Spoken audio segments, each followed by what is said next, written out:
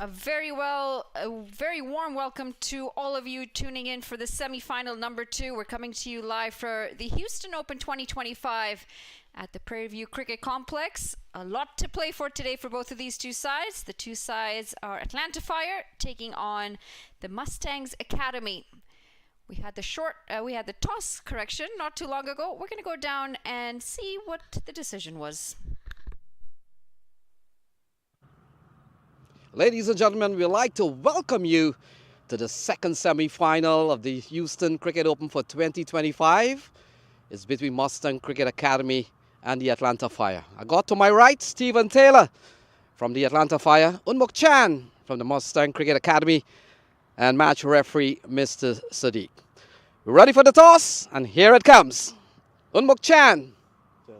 Tails is the call from Stephen Taylor. It is heads. Mustang Cricket Academy have won the toss. Unmuk Chan, good toss to win. You've won 3 in a row. I did lose yesterday, but yeah, it's a good toss to win today. We're gonna bowl first, and hopefully we can restrict them to a decent total and go there and chase it. All right. Reason for batting first, bowling first? Bowling first, yeah.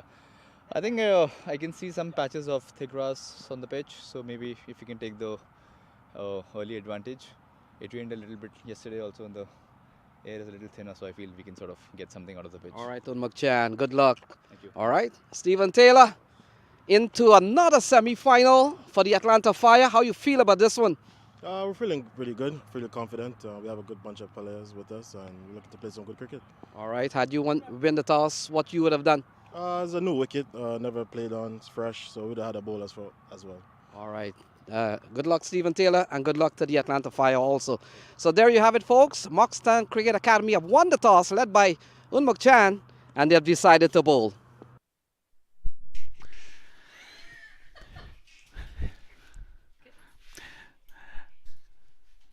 Well, semi-final between two formidable teams. Toss went Mustang Cricket Academy's way, and pretty much expected. They would like to chase. The sun is beating down. It's absolutely gorgeous here at the Prairie View Cricket Complex. There's gentle breeze. The temperatures are not too high. There's plenty of blue sky. All the rain that came. Luckily it came and went, leaving us with spectacular weather for this mouth-watering contest. The second semi-final rather of the Houston Open 2025. Remember, Houston Stars are already in the final, and they're waiting for the winner of this game, which will be played tomorrow.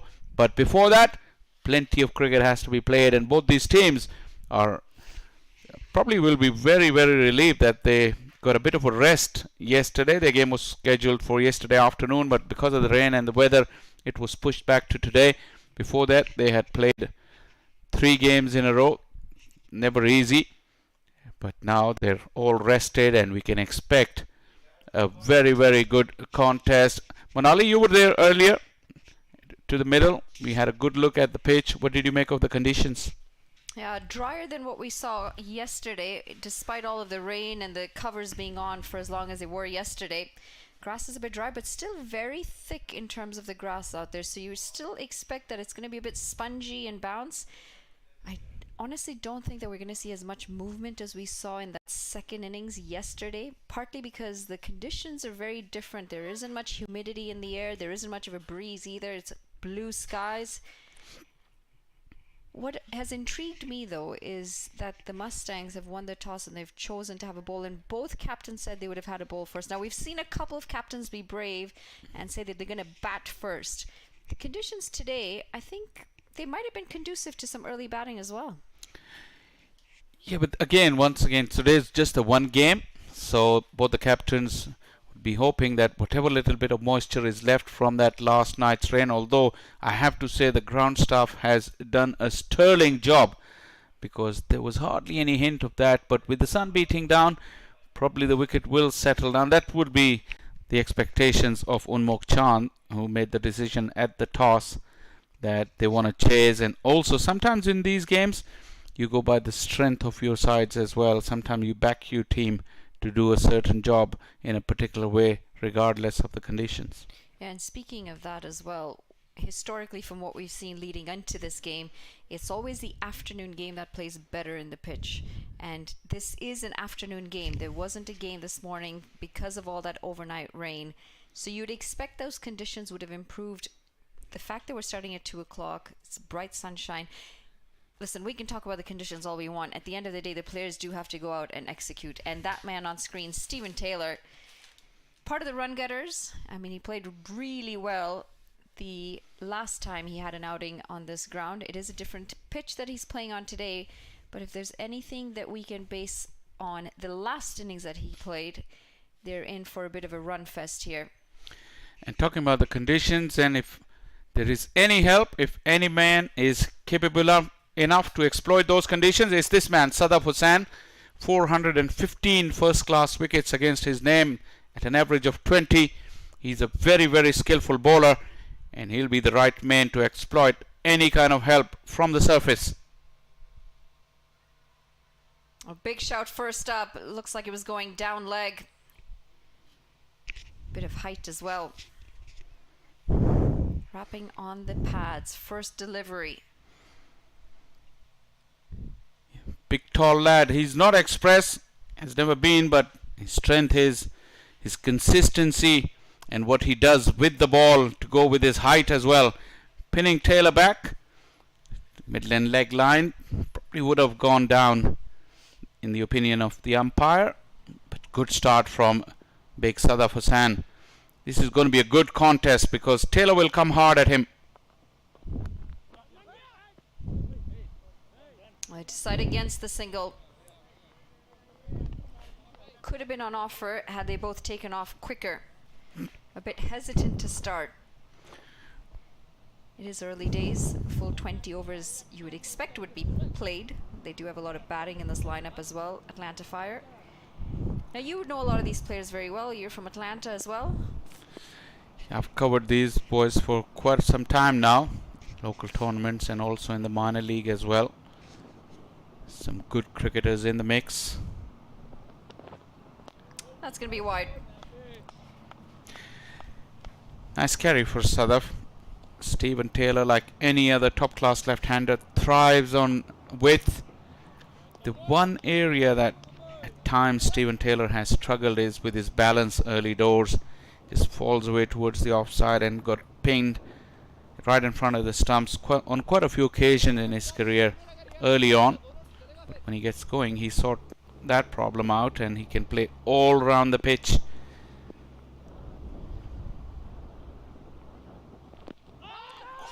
Wrapped on the pads again.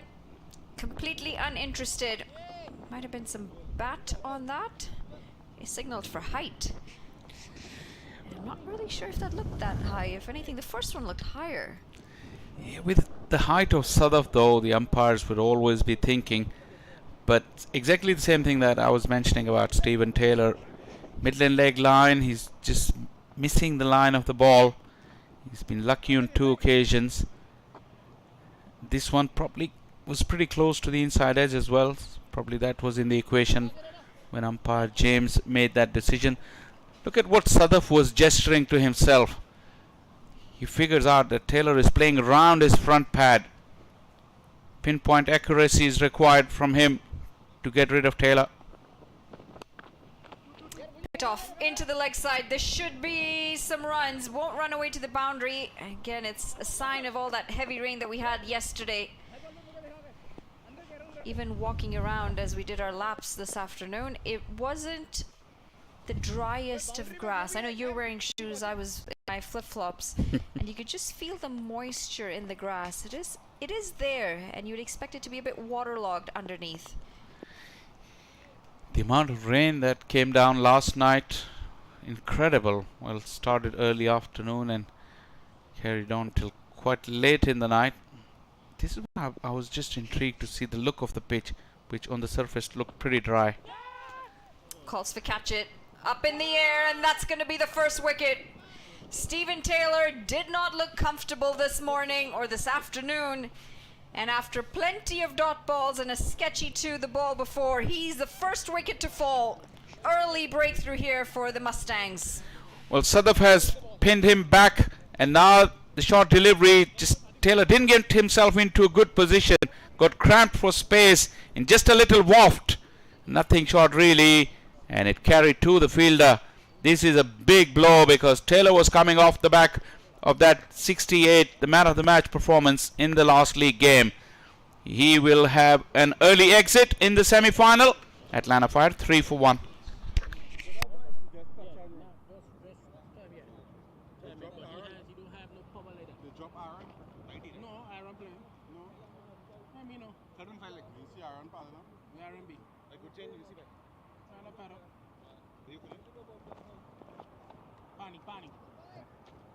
Aaron's playing? Aaron's playing? Yeah, he's playing. Oh. There's dropping down the other.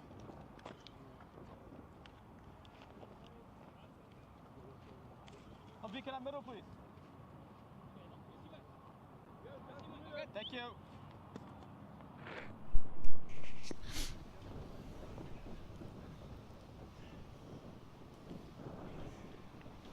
Looks like.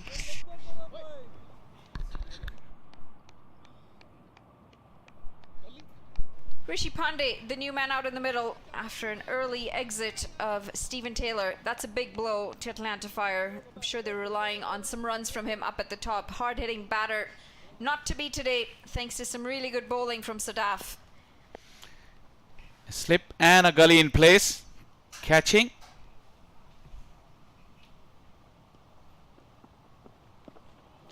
Going across the right-hander. A bit too far to be bothered, and that's going to be the end of the first over. It's 3 for 1.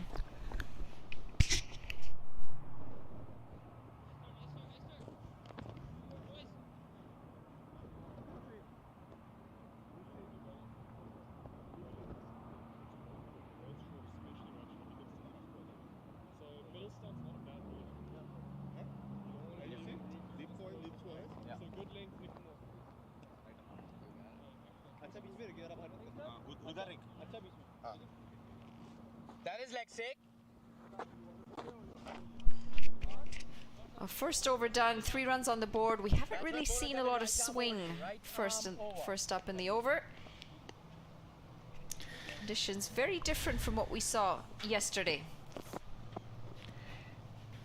Absolutely, and just talking to a few of the players about the conditions, there was a consensus that at least 150 will make a game out of it. That's early assessments of the pitch, but you know, when the game progresses, even the best of the best, they do reassess how the conditions are actually playing. Into the leg side as they pick up a single. Rajdeep just facing his first delivery now because Stephen Taylor had faced a bulk of that first over, and Rishi Pandey facing the last delivery. 2 new batters out to the middle.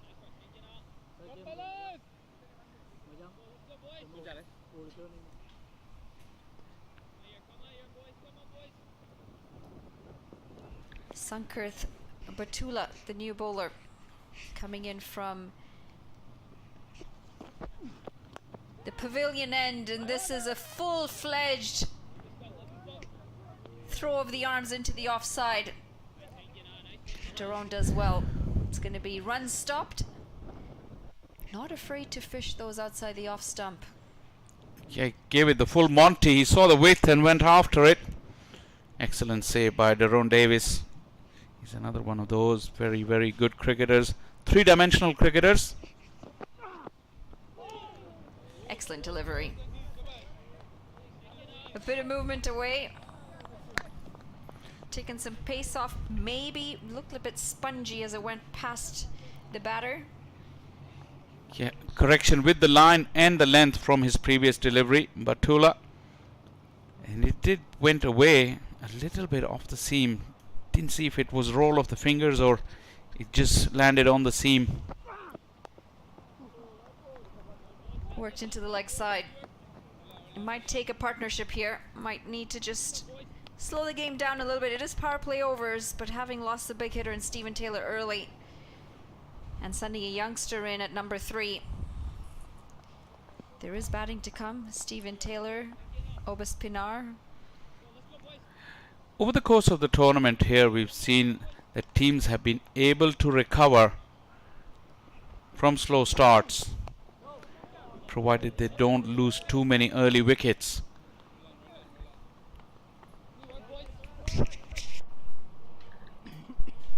Yeah, as long as they're still able to rotate the strike, nudge around for singles and doubles, still keep that scoreboard ticking, because sometimes the pressure, it's not the lack of boundaries, it's the lack of runs, and if you're still able to tick off singles and doubles, that scoreboard pressure doesn't quite hit you. Just throwing his bat out there. Not a very good effort from the young man. 2 overs gone, it's 5 for 1.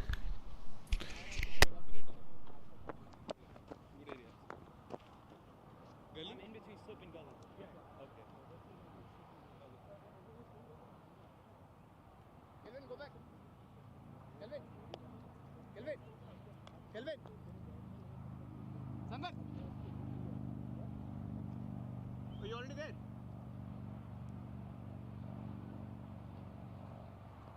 You're not playing. Sorry. I thought he's playing. 2 very quiet overs to begin with, and a big wicket of Taylor. Early exchanges, definitely the Mustang Cricket Academy, they've had the upper hand. You're talking about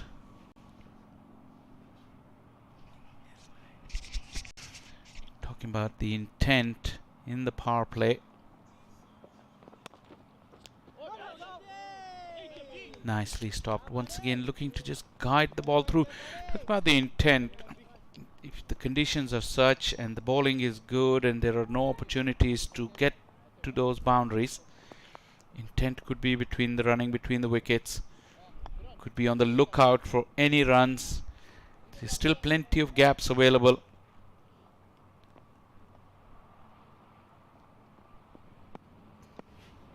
That could be a world of difference. We've seen a couple of batters run really well between the wickets. Extra bounce as this goes just slightly across the right-hander, making it a bit difficult. Not a lot of lateral movement, but there's variations in pace, variations in the way he's hitting the seam and getting that bounce. Yeah, that off a length, and if you look at where the wicketkeeper took it, it was still on the rise. Excellent delivery. Big challenge for Rishi Ponte. He's been around for a while. Doesn't really get consistent opportunities in this Atlanta Fire playing 11. He's struggling. Not getting in the best of positions to play the ball. And you can see the carry is really good. There is extra bounce on this surface. You sense something's got to give. Yeah, he's pacing around anxiously, the young man. But the challenge is huge against the likes of Sadaf, like I just said. He's a prolific red ball bowler, and at the moment it gives you a test match feel, these early proceedings. Really putting his back into that one. Quicker delivery, pulls a length back as well.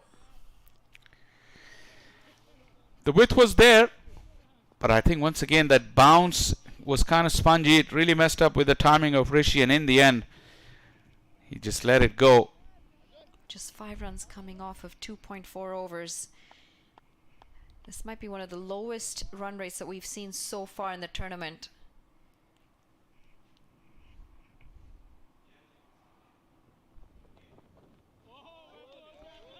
That was a definite slower delivery. He rolled his fingers into the pitch. Pandey is all at sea. Generally plays most of his cricket on the matting pitches where the ball comes on better, and all the indoor trainings is obviously on those artificial surfaces. Those surfaces really spoil batters, you know. They make you lazy as a batter. You're expecting it to be consistent bounce. You're expecting it to play very true. Astro, you might get a little bit of extra bounce, but we don't typically see too many Astro wickets here. I mean, you can correct me if I'm wrong. More matting. Driven, no real timing, And they'll scamper across for a single. So Rishi, after 5 dot balls, picks up a single off the last delivery of the over. Not sure if this is the best move, but it's 3 overs gone, 6 for 1.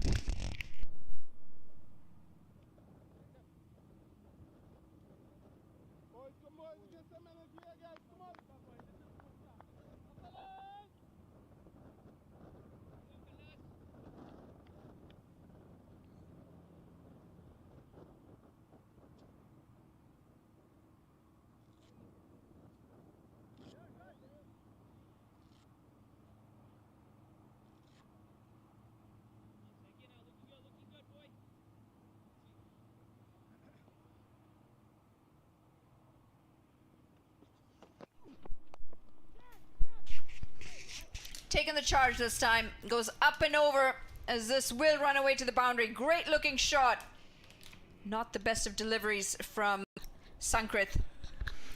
2 full, and Rishi, who's crashed around in the last over, was looking for anything in his half. Good thing is there was no half measures. Need a couple of those to get that confidence back up. Absolutely.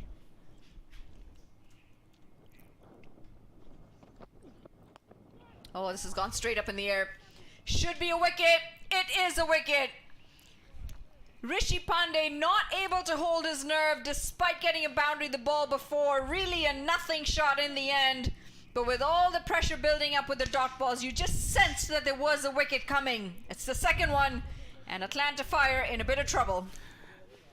A lot of trouble because this was on the cards. A very, very indifferent innings from Rishi Pandey. Once again, his feet were nowhere. He got himself into a horrible position, just swatting it away in the air, the easiest of catches. And he walks away dejectedly, and his team is in big trouble. Atlanta Fire 10 for 2.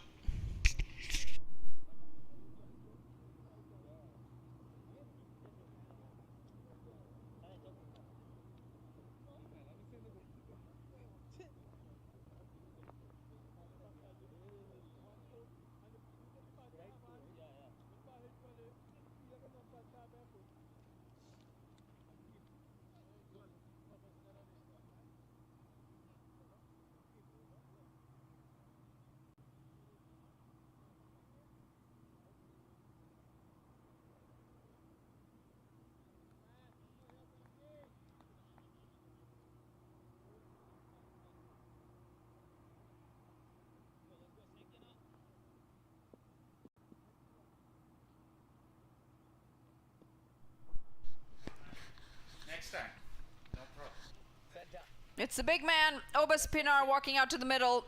I'm sure he didn't expect to be in there with just 10 runs on the board. 2 wickets down and in all sorts of trouble, Atlanta Fire.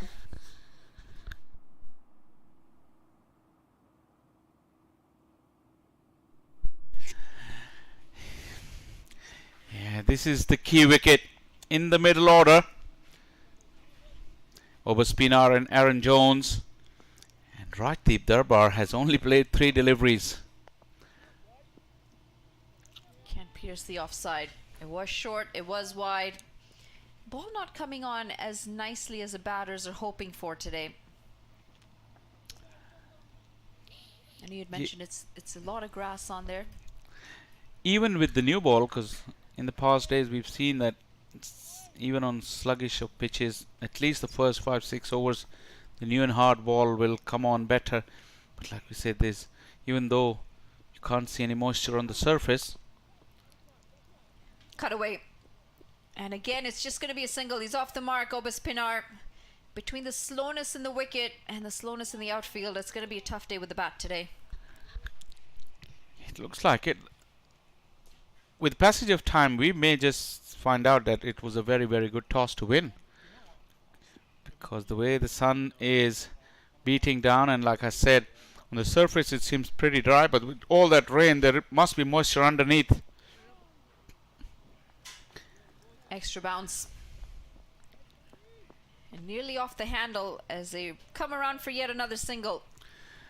Even Rajdeep Darbar, who's normally very fluent, you see him adjusting his strokes, just pushing it with the hard hands, expecting the ball to come on and then have to adjust his stroke after the ball lands on the pitch. It's been a challenge so far for Atlanta Fire, no doubt about that. Oh No dear. ball. No It's ball. going to be a no ball. The first no ball, they pick up 2 runs, and it's going to be a free hit. Sankrit, who started with a boundary off the first delivery, had a good comeback with a wicket, and now this over just continuing to drag a little. Yeah, well, Atlanta Fire will not be complaining. They need all the help that they can. And now Obus Pinar, who's hit the middle of the bat ever since he's arrived, he will get a chance to have a go at the free hit. What are the areas he's looking at? Down the ground, probably his best option. Of course, the batters did take a couple of runs, so you're allowed to switch the field setting. You're allowed to move your fielders around for the free hit.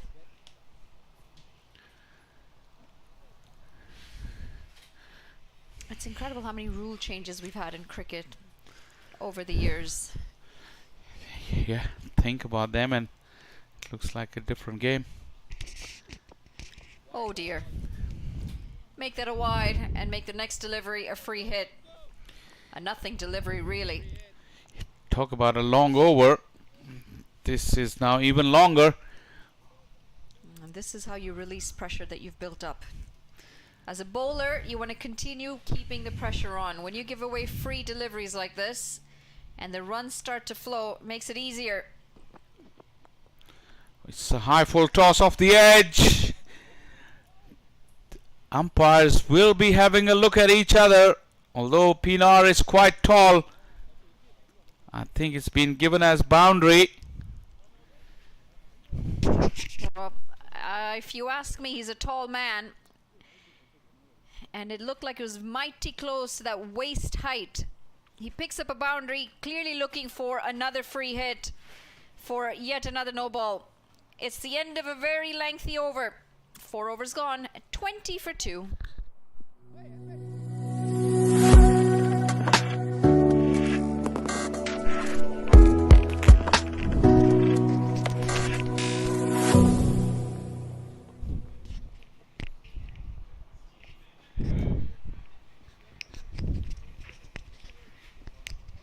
Eight deliveries bowled in the previous over. Turned out to be a very expensive one despite the wicket. Sankrit struggled after the wicket he picked up. Couldn't quite find his line and length. And the no ball costing him 4 runs.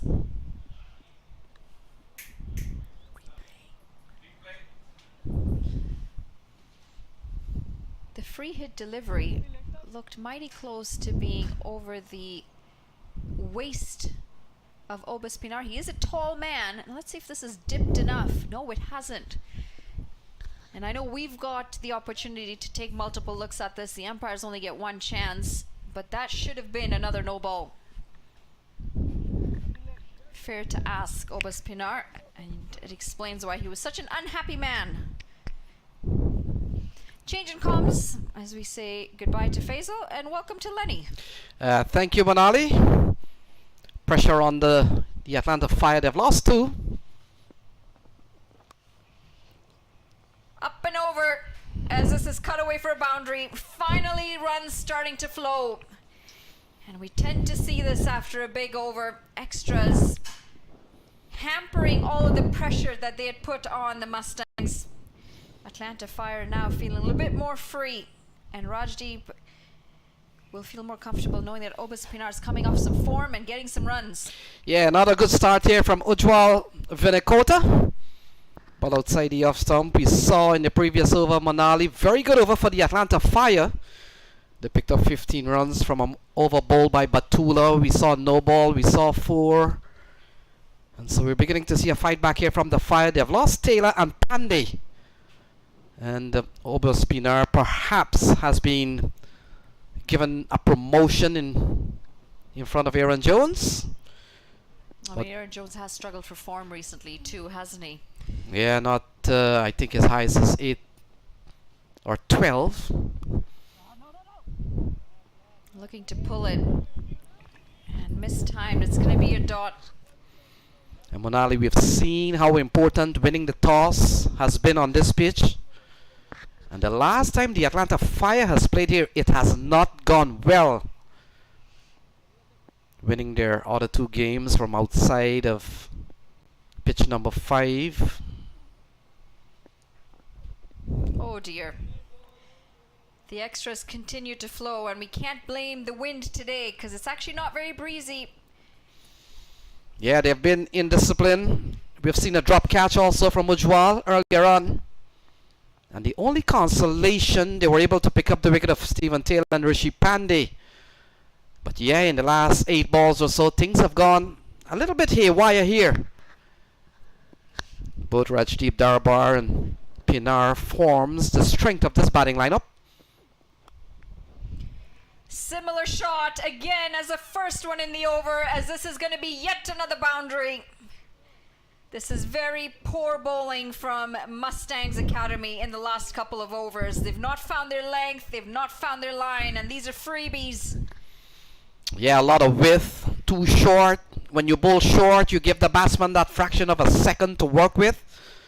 And look at that, flayed through the offside. And you look at Rajdeep Darbar, he already has a 50 in one of the games. And Oba Spinar, he's been quite consistent, the most run getter so far for the Atlanta Fire with 116 runs. So this could be a partnership here. And already we have seen some indiscipline from the Mustang Cricket Academy. So you never know. Well, interesting move here as Unmuk Chand's called for his helmet. He's going to come up to the stumps just to try and put a bit of second thought in the mind of the batter to keep him in his crease. But now it's up to the bowler to make sure he bowls a length that makes sense to that. And that's what I was afraid of. It was going to be a short ball, and Unmuk Chand both gloves in front of his face. Yeah, it's one of the things that wicketkeeper will do to kind of cram the batter. You don't want him to make room. You don't want him to advance. And that added bit of pressure, how many times it plays on your mind, Monali.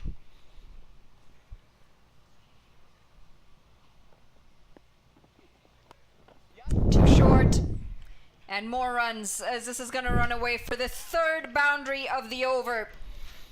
Has a wide in the over as well, so there's one legal delivery yet to come. Yeah, you're right on that. 13 off the over with still one more ball remaining. And I talked about already with a 50 in this competition. Look at that, bang through the covers. And that has gone away for 4. This is a good over for the Atlanta Fire. In fact, the previous one was also a very good over. So we're beginning to see a fight back, a partnership of 23 between the two out in the middle. And it's Rajdeep Darbar for the time being, Oba Spinar at the other end.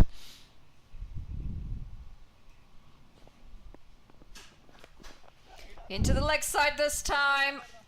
It's going to be a couple bounces as they come through for a single. End of an expensive over. 14 coming off of it. 5 done, 34 for 2.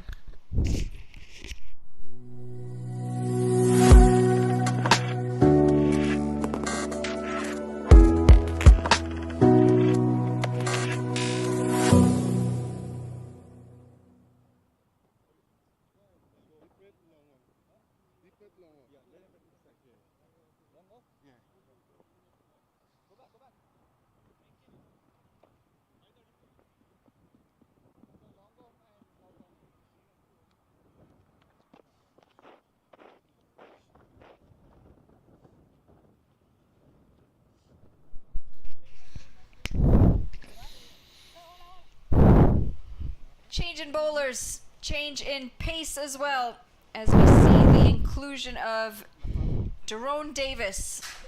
Might be a good idea to take some of that pace off the ball for a change, as the batters have capitalized on it in the last 3 overs.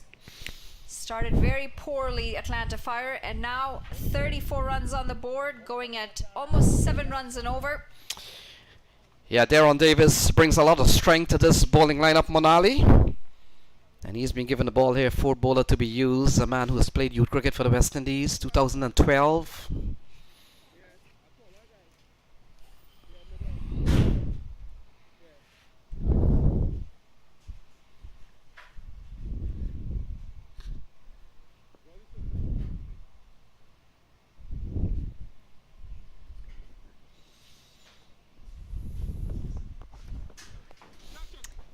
picked up first delivery, and he's been dispatched for 4 runs straight down the ground. This is what confidence does. A couple boundaries in, and now all of a sudden that momentum has shifted to the other side. Not a good welcome back to Darren Davis, who's been out of a couple of games because of injury. But look at that, Rajdeep Darbar on the charge. A lovely shot straight down the ground. Wasted no time, and that's a lovely shot. Better length this time. Just pulling it back ever so slightly. First one too full, allows the batter to be able to get under it pretty comfortably. Yeah, we've seen a very good start from the Mustang Cricket Academy. They haven't lost a game, Manali. Unbeaten so far. Too full, a bit of width on offer as well, as these are flailing arms. Dispatched for 4 runs. So Rajdeep Darbar is putting up a fight here at PVCC, and he's taking on Darren Davis. And look at that, over the offside. Freeing the arms, knowing that there's no fielder towards the backward point. And he runs away for 4. Already a couple of balls in the over. 2 fours, has gone for 8. Pressure on the bowler, having been smashed for 2 boundaries already. Quicker delivery this time. A shake of the head as well from Rajdeep. I feel that he's missed out. Yeah, Darren Davis is one of 6 bowlers, Manali, who's picked up a 4-wicket haul. Of course, at the top of the table is Sunny Patel, 5 for 13. You were here.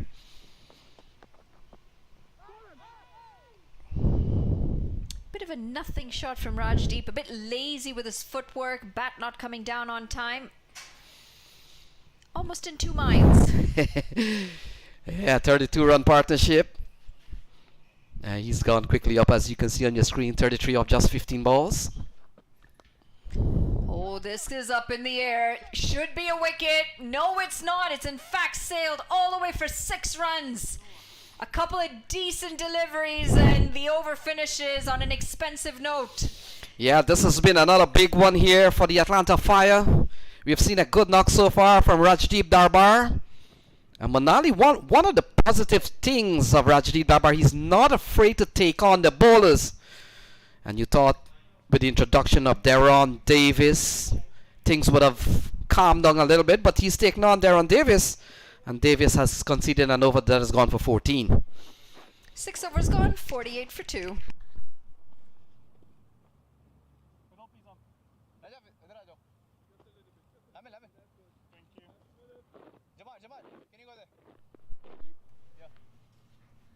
Flighted delivery on the last ball, and Rajdeep takes it on the full, goes all the way. There was a fielder in the deep, and at one point it looked like the fielder might just have been in contention, but had enough to sail over the head. Yeah, you're right on that, and I'm surprised, Manali, that Rajdeep Darbar's such a short individual, but he's taking on the longer side of the boundaries when he bat. Into the leg side. This time it's Obis Pinar getting in on the action, and he also clears the tall man, Savage, who's on the boundary there. Yeah, not a big back 6s. Yeah, not a big strike from the Fire batsman, this time off the bat of Obis Pinar. And that sails over the square leg area. Lovely shot again. Another good start here from Ujwal. He's given up 6 off his first ball. Well, it looks like they're batting on completely different conditions than the first 2 batters did. Short, wide, cutaway. Should be at least 2 runs. No, they've actually just ambled across for a single. Surprised to see Ujwal get another over? Well, I'm kind of surprised myself. But they might be trying one more. You never know, you can buy a wicket. All that part of the game. How many times haven't we seen you go for so many runs? And if he can get one of these wickets here, that partnership has gone up to 45 so far, Manali. Well, he's really struggled with his line and length. He's got protection in the deep.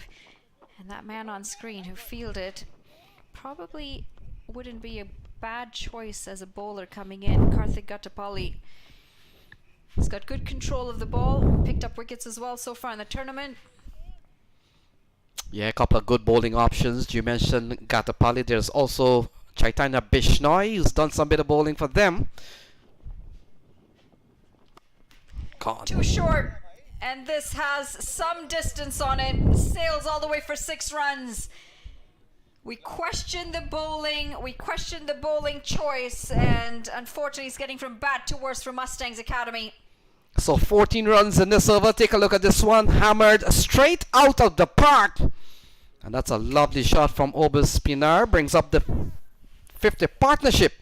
And that partnership has gone up to 52 Monali in very quick time. Let's see how many balls. 21 balls. So the Fire, they are fighting back. We talked about Pinar. He's been quite prolific this season in this competition. 116 runs. His lowest in 3 innings, Monali, 35. Well, I mentioned early on that the conditions should favor batters because there's really no movement out there. The pitch is pretty dry as well, which is why I'm really surprised they chose to have a bowl first.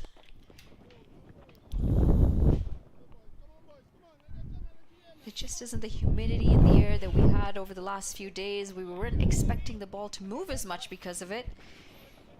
And we are looking at an over that's gone for 15. The last 2 overs are gone averagely at about 40 runs and over. So Fire is on the fight back.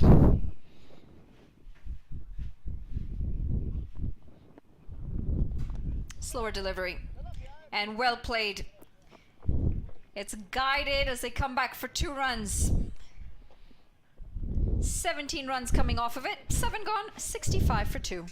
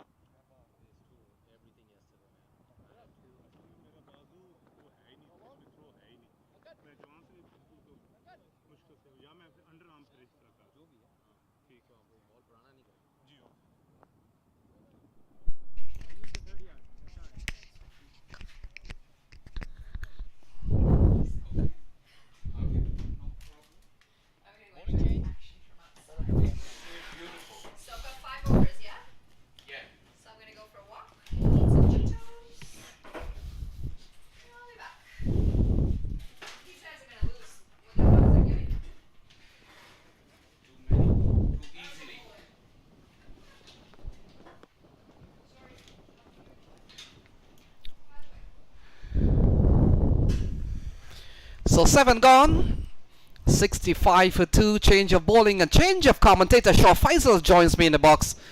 And it looks like Kartik Gatapali has been given the ball. Well, things started quite brightly for the Mustangs, but then after the 3rd over, the floodgates have really opened. Partnership has already crossed 50. Kartik Gatapali is a very good spinner. Yeah, a couple of left arm spin for them. Darren Davis. We talked about Darren Davis, Shaw Faisal, with already a 4-wicket haul, but it doesn't matter now. This is a brand new game and a big partnership in progress. And pressure is on in this game because the winner takes all. And if you don't win, you're on the plane. Yeah, Shaw Faisal, you're right on that. The Mustang comes into this semi-final. They haven't lost anything yet. And speaking to Unmuk Chan at the toss, he only lost 1 toss. Yeah, that's the only loss they've had. 3 victories and twice, well, 3 times actually out of the 4 he's called correctly. Yeah, ball cut away into the offside. What you make of Rajdeep Darbar? He's gone quite positive, losing a couple of wickets. Not easy to come out with that mode of playing fluently and brave. Yeah, in the first 3 overs, I remember he'd only played 3 deliveries, so he hadn't had much of the strike. But now he's in full flight. What we saw in the last 3 overs, runs going for 14, 15 and 16, quite a bit. Kartik Gatapali has come back and he's stemmed the flow of runs. We've only seen 1 in just about 4 balls. You've seen a couple of years ago, Kartik Gatapali was right amongst the wickets in the minor league. So pulled into the onside. And Darbar continues to go positive, and why not? Yeah, that's his style of play. He's short in stature, so he's very quick on his feet, especially against spin. Uses the box pretty nicely, but what a day it is for cricket. I have to say this, after all the rain, the most pleasant day ever since we've been here since Tuesday. So a couple of wides here as more runs here for the Fire. Couple of wickets lost early. Stephen Taylor and Rishi Pandey didn't get off to a start at all, and perhaps Shaw Faisal, the decision to bowl first worked out pretty well then. There was a consensus between the captains though what they wanted to do after winning the toss. But I have to say that the Mustangs have been very sloppy from over number 3 onward. Only the last delivery of over number 3 actually. But now 8 overs completed. Atlanta Fire 69 for 2.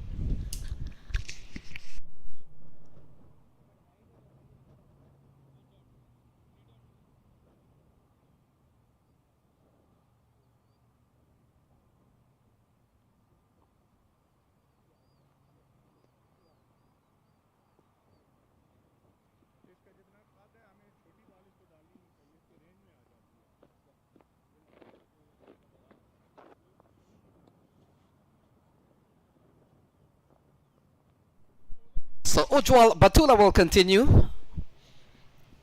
8 overs gone. We've seen a good fight back. Not so windy today, Shaw Faisal. Not at all. Just enough to keep the conditions nice and pleasant. And all of a sudden we're beginning to see the Atlanta flag flying and fluttering in the breeze.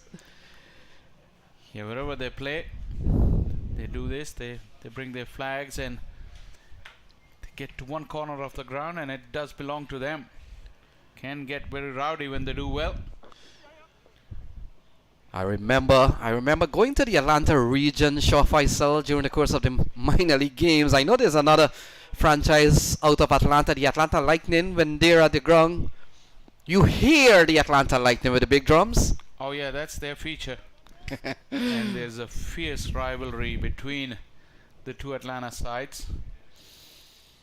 So 60-run partnership here, Ujwal. We've seen a very good partnership between the two. We talked about Obel Spinar. It's 116 runs in this competition. And Rajdeep Darbar, I made mention he already has a half century. So both batters will be hoping that they could form the middle order strength of the Atlanta Fire. And boy, do they need a couple of batters to stand up. Playing a miss. On the up drive, goes past the outside edge. You're talking about that middle order of Atlanta Fire. Obaspinar has been scoring well at the top. Rajdeep Darbar, but one man they would love to come to the party today would be Aaron Jones, who probably will be in next. The platform is set for him after those early wickets. They really got some momentum going.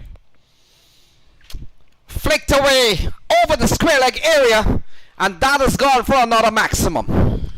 Wow, what a shot was that! Rajdeep Darbar just moving inside the line of the ball, taking on the fielder in the deep. Just give it a flick of the wrist with the wind, you have to say. Calvin Savage was lurking over there, but it went away from his grasp. And the runs continue to flow. Once again, it's Rajdeep Darbar. Massive shot straight down the ground again, and that has gone for another maximum. 12 in 2 balls. It cleared the fencing as well. It went a long way. Rajdeep Darbar really got hold of it. Just to shimmy down the wicket, right in the slot, you have to say. And that is the length that you cannot be bowling to a batter who's in a kind of form that Rajdeep Darbar is in. Back-to-back sixes. Under immense pressure now, Sanket. Oh, cut away over the offside, and he will complete this over with another boundary. What a shot here from Rajdeep Darbar. Well, this is intelligent batting. He was moving right into the line of the deliveries previously. This time he's just a little shimmy, but then he had plenty of room to free those arms.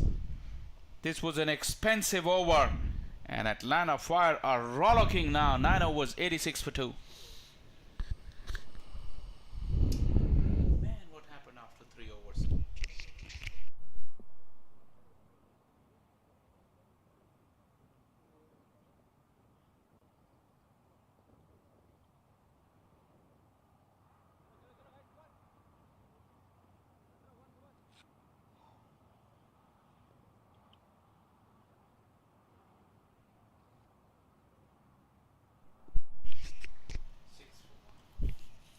Mm-hmm. 34 for 2.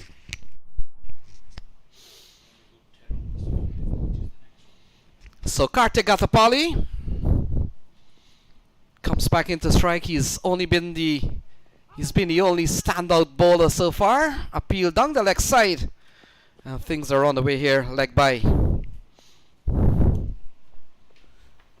Well, over spinner hasn't seen much of the strike in the last couple of overs, but he won't be complaining because Rajdeep Darbar has quickly moved to 49 of 27 deliveries, just one shy of a magnificent half century. His second of the tournament. So into the offside. We talked about already a 50 in the tournament. And not only when you look at those 49, they're 49 brave runs at a time in which, as you made mention, they were batting a 6 for 2. But he's waited, and that's a 50, a half century, second half century in the series. Rajdeep Darbar for a 50. Wow, what a wonderful knock. The counter punch from this little right-hander. His team was down in the dumps after 3 overs, 6 for 1, but then he decided to take matters into his hands. Well played, Rajdeep Darbar. So that partnership has gone up to 78. And we have seen Ober Spinar being the quieter of the two, and why not? Because so far Darbar has done the heavy lifting. Oh yeah, Pinar did his part in the partnership. In that early phase, they were both going great guns. But now, since Rajdeep is getting most of the strike, Pinar is just happy to give him the strike. So ball into the offside. Fila has some work to do there on Davis. And Rajdeep Darbar, Shah Faisal, you get the feeling now that he's crossed 50, he's bat with so much fluency. Could that be an acceleration?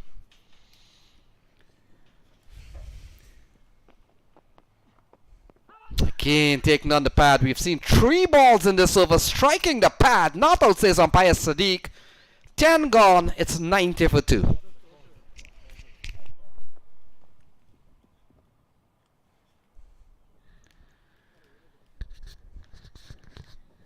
You're talking about the acceleration from Rajdeep Darbar after 50, as we see beautiful blue skies. But the feature of this partnership is that Atlanta Fire were 6 for 1 after 3 overs. Then that acceleration came initially through to some sloppy bowling and indiscipline. They were 34 for 2 in 5 overs. And then the next 5 overs yielded another 56 runs with no wickets. So 90 for 2 after 10. They've really pushed the scoring along. Yeah, look at the bowling card. We have seen some tall economy rates for Vinay Kota, Darren Davis and Batula. But Kartik Gathapali has held his own. 2 overs, no made, none for 6. And Sadaf Hussain, he was pretty good at the top of the order. Shah Faisal, 1 for 4. Darren Davis comes back. Yeah, Sadaf bowled a good spell with the new ball. Trouble Taylor early doors. So Darren Davis, we talked about one of 6 bowlers to have picked up a 4-wicket haul in this tournament.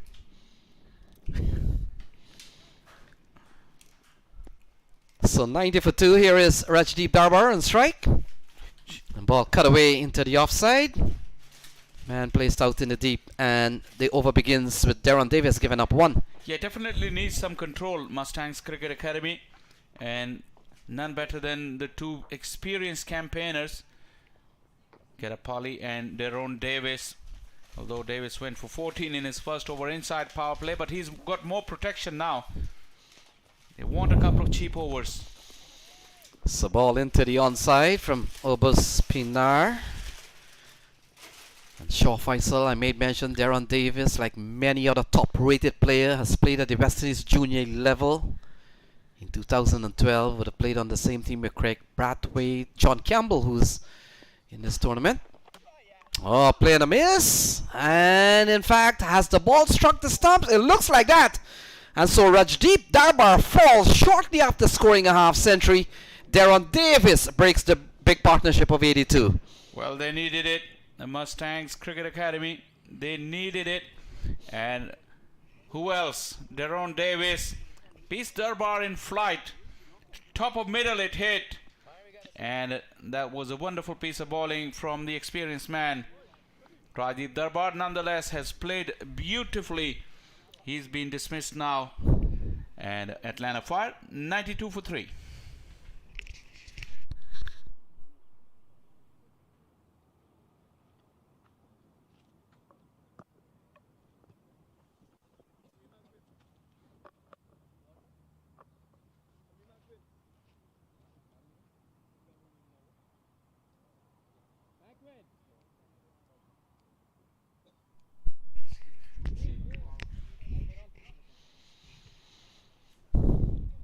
So Aaron Jones walks to the middle. And Shaw Faisal, Aaron Jones need a big score. Well, you're telling me off air that you have a feeling today will be his day.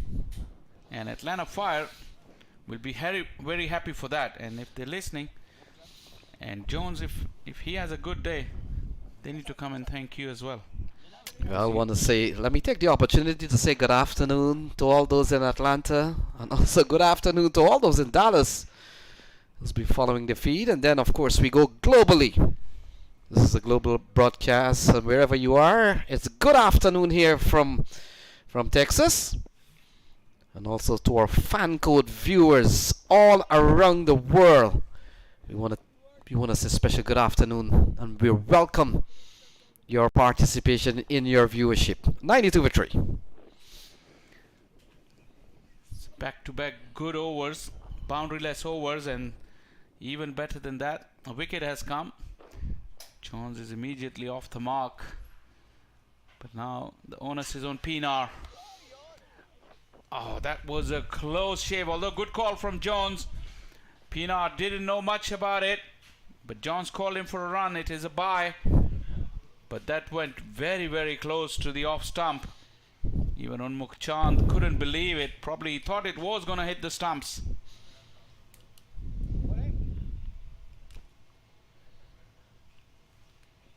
So we talked about Aaron Jones. Just struggled in this series so far. Shaw Faisal, 3 matches, only 19 on the board. But we'll talk about that. 11 gone, it's 94 for 3.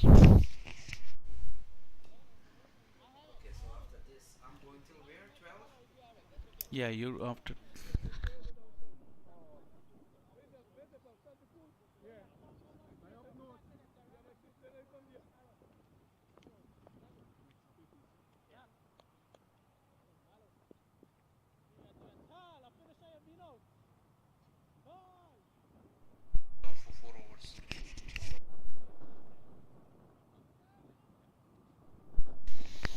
So 94 for 3, 11 gone. Kartik Gadapali has been the best of the bowlers so far. 2 overs, no made, none for 6. And he comes in here. Pinar has been there for some time. Aaron Jones has just come to the middle. And if you're watching the card there, of course, you can see 3 wickets fall. Taylor for 2, Rajdeep Darbar for a half century, and Rishi Pandey for 6. Pinar picks up another run. Talk about Aaron Jones during the World Cup last year. I've seen him hit some magnificent sixes against left arm spin, into out over extra cover. The one that really sticks to mind was against West Indies in one of the games in Barbados, I think. And what a homecoming that would have been for Aaron Jones. So ball punched into the offside. Protection out in the deep. And Shaw Faisal, when you talk about US cricket, Stephen Taylor, Aaron Jones, Monarch Patel and Netravalkar has been so good with some of the numbers. Netravalkar 235 capped USA representation across all format. Aaron Jones around 4,000 runs. This one is driven into the offside. Stephen Taylor with over 7,200 runs. And of course Monarch Patel at about 6,800 runs. So these men has been the core of this US national team in the last 3 or 4 years. Aaron Jones included, of course. Yeah, Jones is a very eye-catching player when he gets going. He's a very, very stylish player. And the other thing about Aaron Jones, Shaw Faisal, he's been part of this unit for a long time. As much as I know Aaron Jones, he's always been with the fire. Yeah, last year though in minor league cricket, Morrisville? he didn't represent. Yeah, he went for the Morrisville side. Yeah, paddling into the onside, can't score. Gatapali, how good he's been. Yeah, he stopped the flow. When he came on, there was absolute carnage from both ends. Pinar and Rajdeep Darbar were going, but look at his figures now. Single digit in almost 3 overs. So Jones is watchful. Go through for one. The shot comes in. Had he strike the stumps, it would have been interesting. And so 12 gone. It's 98 for 3.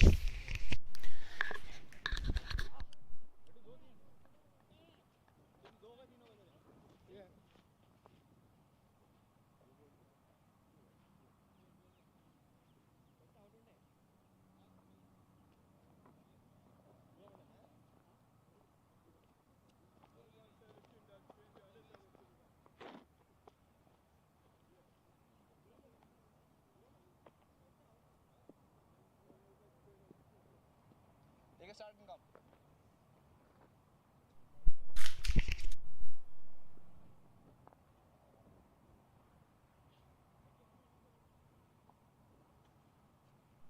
Wicket of Rajdeep Darbar has really pegged the scoring back.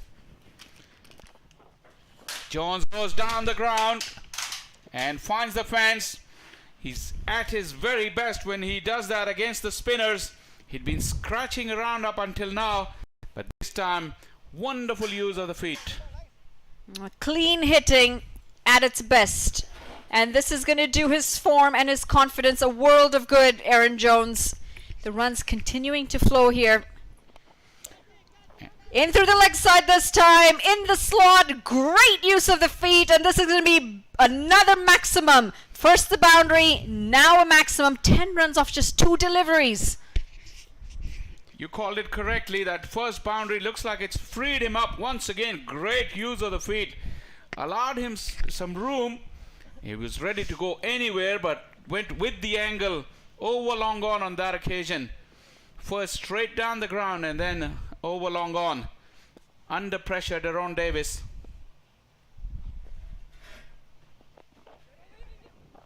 Smart batting. Soft hands. Take the single. You've got plenty of runs already. I know you'd asked me very early on what I make of the conditions, and I told you I'm really surprised that both of these teams have chosen to have a bowl first, because something about the conditions just very different from what we've seen, and surely enough, it is a batter's condition. It is a batter's surface out there right now. Apart from the 2 opening batters who fell early, there really hasn't been much at all for the bowlers following up. Come back to it. Mr. James went down the pitch and had a look as Jones was advancing down the wicket. Just had a quiet word with him for running through the middle. Talking about this innings, if we have a close look. Picked up. Slot City this. And it's even bigger this time from Obis Pinar. He's a big man, a tall man. And if it's in the arc, well, you can expect it to be put away. What an expensive over this is turning out to be. Well, Deron Davis is taking a fearful beating. He went for 14 in his first over. And this one already 2 sixes and a 4. He's travelling all right. Not to the liking of his teammates and his skipper. Garapali had built up some pressure from the other end with just 9 runs in 3 overs. And Deron Davis has really not supported his team. But yeah, talking about the first 3 overs, Atlanta Fire were 6 for 1. But then what really freed them up was some sloppy and indisciplined bowling, and that really broke the shackles in terms of the batters. And Rajdeep Darbar and Obas Pinar, they took the score to 90 in 10 overs even after that sluggish start. So you have to say probably the conditions got better, the bowling was indifferent, and the attacking intent of both the batters were terrific. Combined all that, which means Mustangs are really looking down the barrel.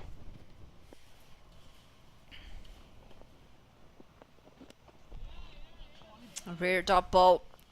Try to throw everything at this Obas Pinar, and this is why when we talk about momentum and pressure, when you've got the pressure on the opposition, you want to keep that pressure on. You cannot give it away with some sloppy bowling and extras. Cut away in the gap. And really, I mean, having lost 2 early wickets, you'd expect that pressure to stay on. Not to be. It's 13 overs gone, 116 for 3.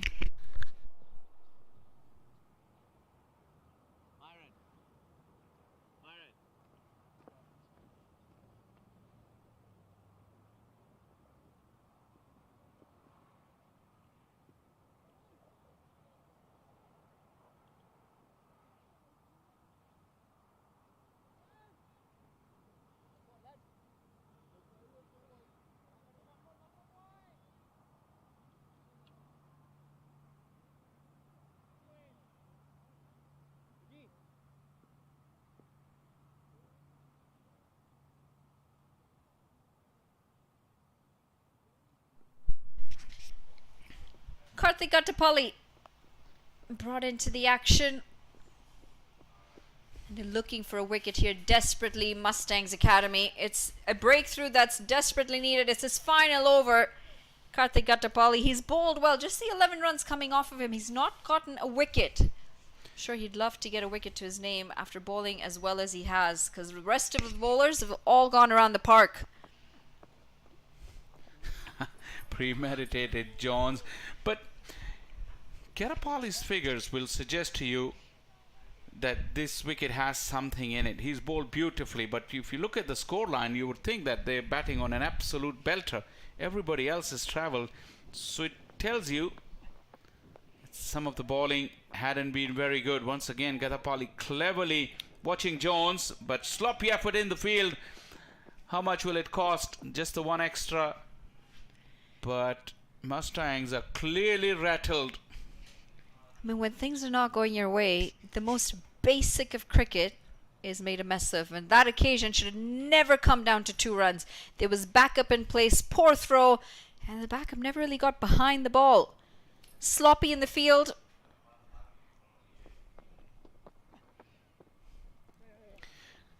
Beautifully bowled once again. How cleverly Gattapalli is bowling. Really setting down a marker for rest of his teammates, and also would suggest that Atlanta Fire, having gotten to this kind of score so early in the innings, really Close! Umpire says not out. I think I'm going to need a second look at that one. I do have a feeling it did straighten. Pitched on and straightened. That was very, very, very close. Sadly, it wasn't going over. Defensive this time. And smart, because he's been bowling well, Karthik Gattapalli. In fact, he's also finished his spell. How unlucky. 4 overs gone. How unlucky he is with ending his spell. Just 13 runs. Could easily have had a wicket against his name. 120 for 3 after 14.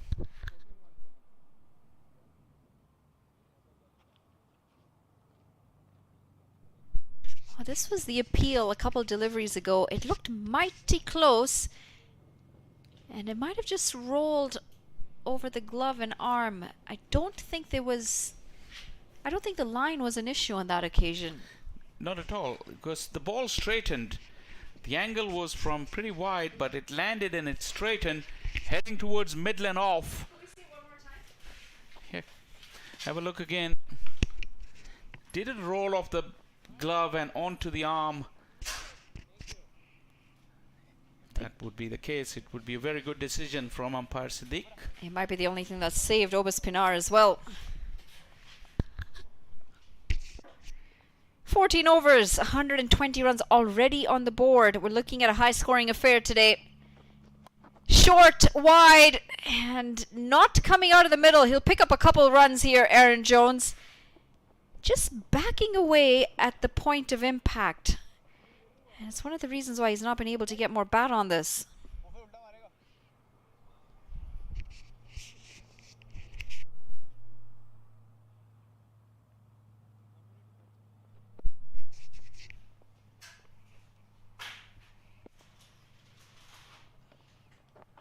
Backing away this time. It struck Unmuk Chan on the arm as they'll come across for a single. In fact, that leg before shout, have a look. It really did roll off the back of the gloves onto the arm. Very well watched by umpire Siddiq. Excellent delivery nonetheless from Gedapali.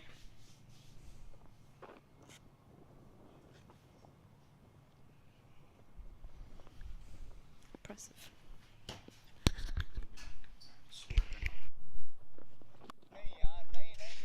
Swatted away into the leg side, and it's going to go for more runs here. 6 of them, in fact.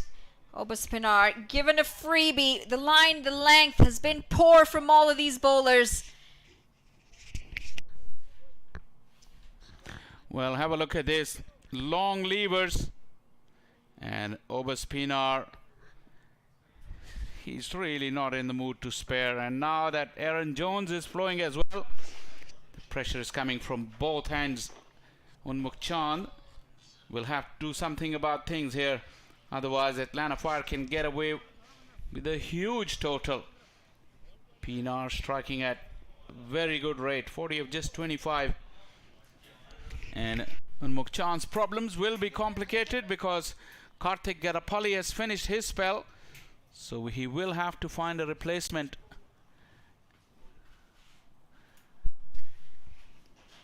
Yeah, he seemed to be the only hope for them, but he's done his spell really quickly. Unlucky to have not picked up a wicket. Karthik Gedapali. Too short. Oh, and he struck the foot out. Could be very dangerous. If you want a broken ankle, you go ahead and do that. Could have been very dangerous indeed. Yeah, Chaitanya Bishnoi.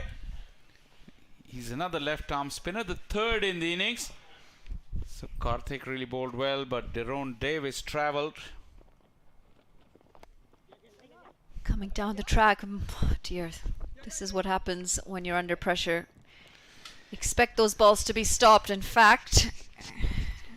And yeah, I was just talking to Lenny about Aaron Jones and remembering some of his strokes from the World Cup. And the one that really stuck to my mind was the one he played against West Indies and Barbados. Obviously Aaron Jones from Barbados. In to out against the left arm spin.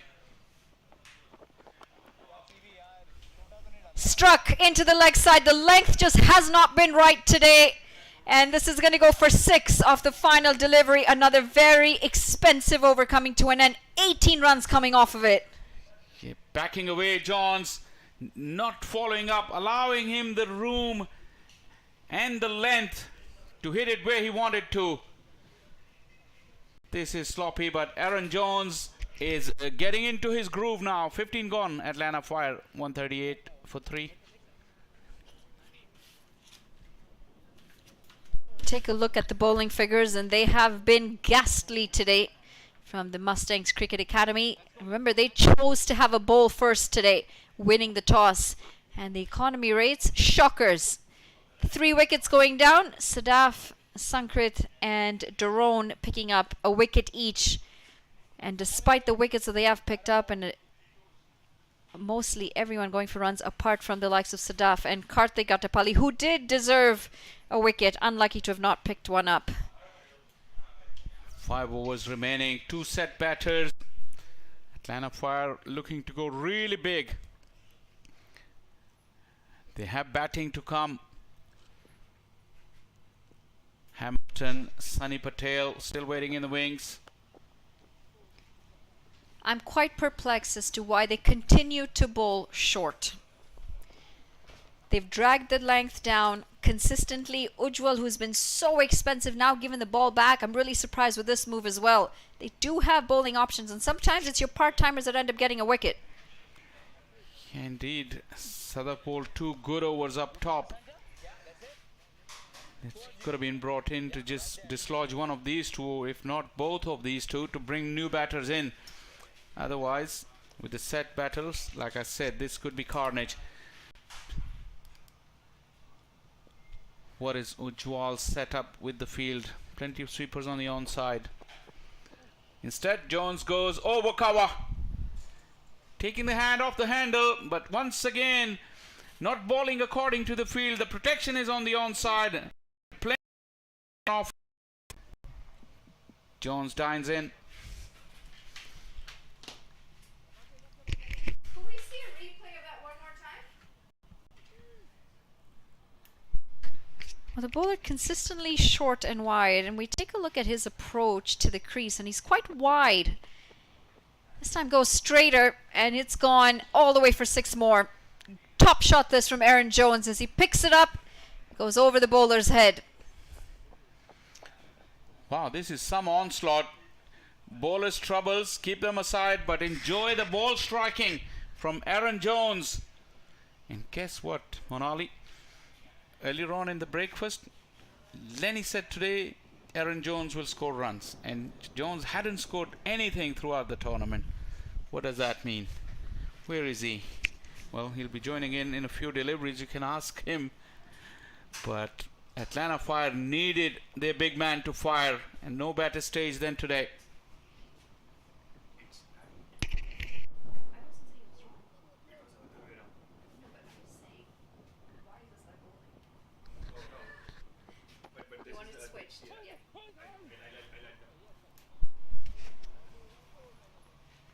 Frustration. Aaron Jones was expecting to get runs off of that. Dot balls are like gold at this point. Once again, change of pace, some response from the wicket. Once again, more indication that if you land the ball in the right areas, it shouldn't be as easy as Atlanta Fire has found it.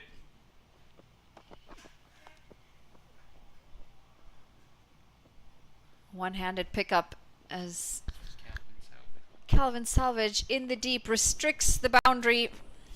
It wasn't a good delivery again, and very lucky Ujjwal to get away with that.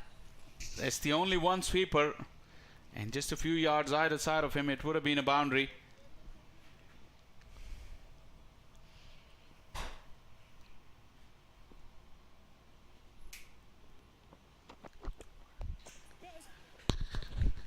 Pinar has been pretty quiet recently. He hasn't had much of the strike, but ticking along very, very nicely. And Atlanta Fire, having just gone past 150, will close out over number 16 at 151 for 3.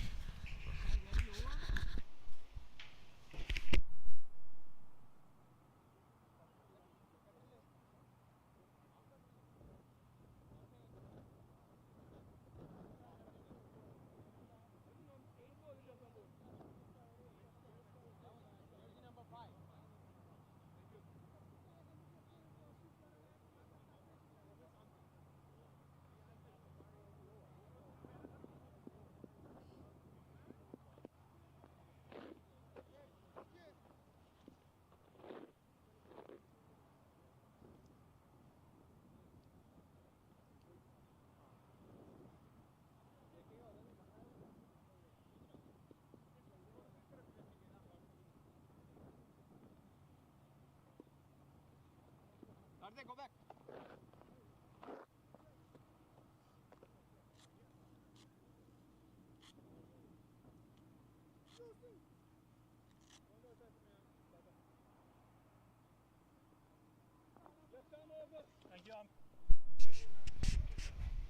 Well, the worms continue, or the worm continues to climb.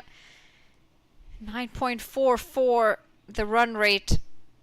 And apart from the first 2-3 overs, This really has been a one-sided show as Atlanta Fire have dominated it with the bat. Poor bowling, poor fielding as well. That's allowed the batters to find some form and some confidence. Obas Pinar 7 runs away from pulling up his half century. Seen 1 half century up at the top already. Low full toss. Played down the ground for a single. It's been quite shocking that the bowlers just haven't been able to land the ball in the right areas. We've not seen much of the right areas, and we've not seen many variations either today. Absolutely. Well, Unmukt will be hoping that Sadaf gives him that control. With 4 overs left, he's likely to finish proceedings from that far end with 2 left. Rolling his fingers over it. Asking for a wide was Aaron Jones. Not wide enough.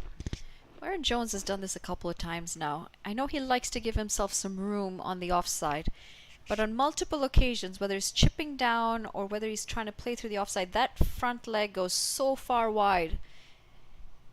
Even when he's chipped down the track, he goes so far away from the ball, sometimes completely taking out of contention of being able to middle the ball. He's trying to play with the field. Oh, wow. It's disappeared. Anything in the slot, and Jones have been severe in that.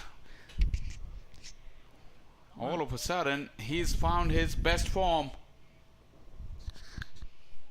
And this was in the slot, all right.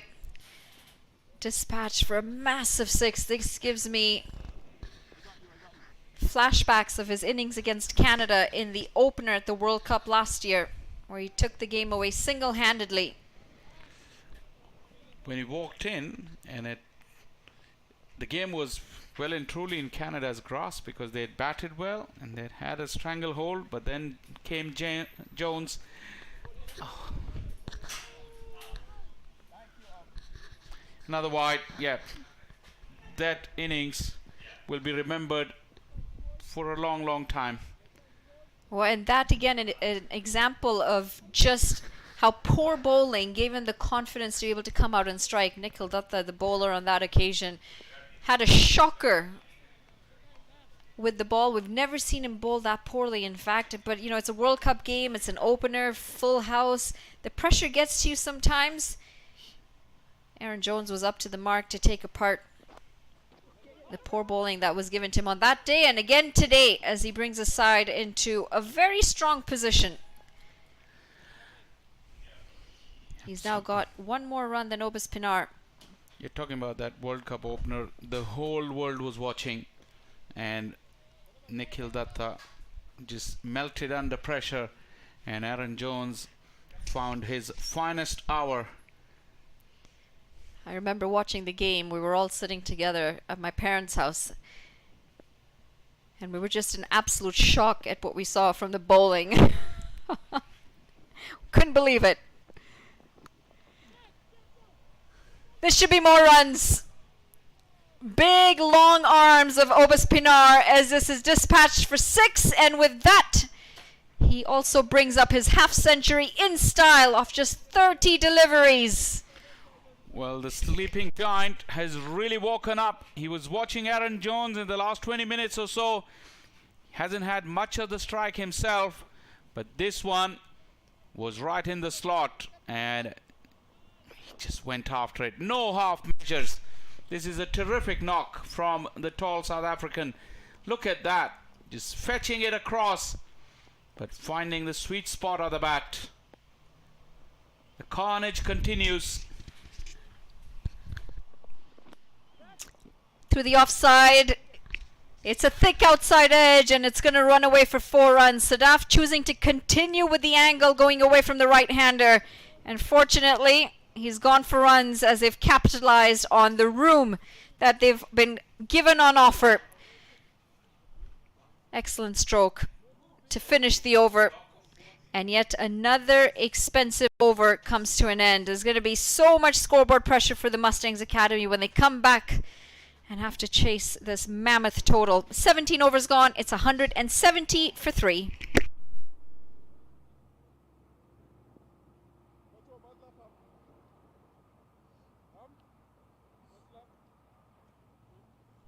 Change in the comm box as we say a temporary goodbye to Faisal. He gets some chocolates in him to refuel. And we say hello to Lenny. Lenny, did you get some chocolates on your break? I've always had. I think I've had too many, but let's see. It's dangerous to have all these snacks right beside us. I'll tell you what is sweet out there. Aaron Jones and Pinar has put on a big partnership. 78. This is sweet runs for the Fire. Into the leg side. Not in a lot of control, but it's still going to result in more runs. Well, when you're both on 54, now 40, 47 should be. You've got the license to throw your bat at everything. Your team has 170 plus on the board. Yeah, we've seen Pinar being part of two big partnerships. We saw earlier on 82-run partnership with Rajdeep Darbar. He's joined Jones now. Pulled away. Continuing to go for that short delivery, and this time he gets reward for it. Ujjwal, after going for 46 runs, picks up a wicket. Aaron Jones has batted really well for his 47. He'll feel hard done to not have gotten his half century. Now look at that, trying to clear for another 6. Already Aaron Jones has struck 4 massive 6s, but this time he holds out to the deep. And that big wicket comes of Aaron Jones. It comes in the 18th over. It's 171 for 4.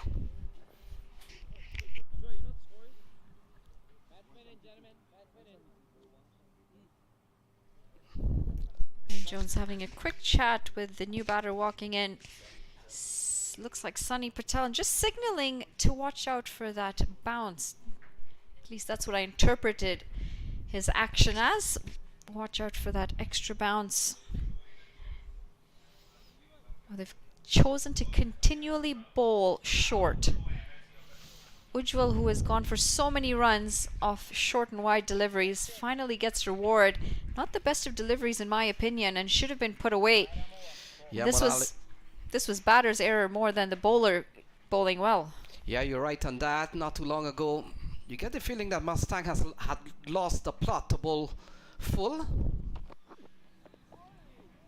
And a couple of 80-run partnership. We talked about Pinar being involved in 2, one with Jones, and then earlier on one with Rajdeep Darbar. 172 on the board, considering they were batting at 2 for 10. Momentum completely swinging around. Atlanta Fire is probably thinking it's a good thing we've lost this toss, because we have also chosen to have a bat first. Better length and line this time. And Ujjwal bringing this a little too late in his spell. Yeah, when you look at the bowling so far, we saw Gatapali. He's been so excellent, 4 overs, no mid, none for 13, and the others have gone for quite a few. And I'm surprised that Unmuk Chan had consistently continued to bowl. Oh, this one into the offside this time from Pinar, and that has gone away for another maximum. Backing away, giving himself some room to swing those long arms. He noticed that Ujjwal is starting to get a bit straighter. He thought this one might be straighter as well. Instead, Ujjwal decides to keep it a little bit wider of him, but he's got the long levers to be able to execute this. It's hard to hit a 6 through the offside. Makes it look very easy, Obus Pinar.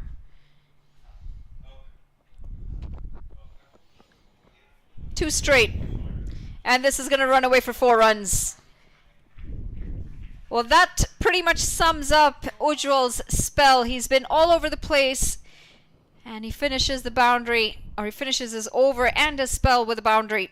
Another expensive over coming to an end, and he'll be thankful that he's done his spell today.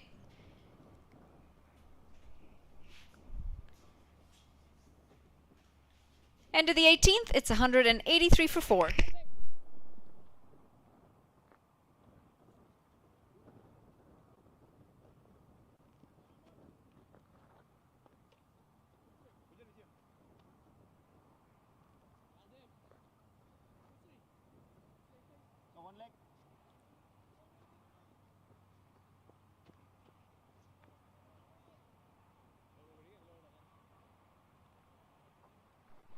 2 overs to go in this contest. A run rate well over 10 runs and over. Obis Pinar sitting on 64 of just 33 deliveries. Important thing is they've got 12 legal deliveries to come still. Too much width, and it's cleared. The infield should run away. No, it doesn't. Just holds up in the grass. Yeah, we come down to the last 11 balls. Sonny Patel can bat. Along with Pinar, his highest score of the tournament. Really got off to some very good score. I made mention his lowest in 3 games, 35. And today, of course, is a big one. This puts you into the championship game. We talked about Houston Stars. Is the team waiting and watching?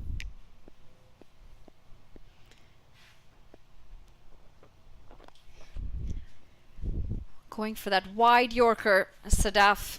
They manage a single. Not seen too many dot balls and singles, so they're rare. Yeah, it's only Kartik Gadapalli who bowled with good economy rate. Kartik bowled for 3.25 Manali. Everybody else has gone beyond double figures except Sadaf Hussain, who's bowling here now. But you look at Ujwal Vinakota, he's gone for 14 runs and over. Batula has gone for 11. And Darren Davis, he has already gone for 11 too.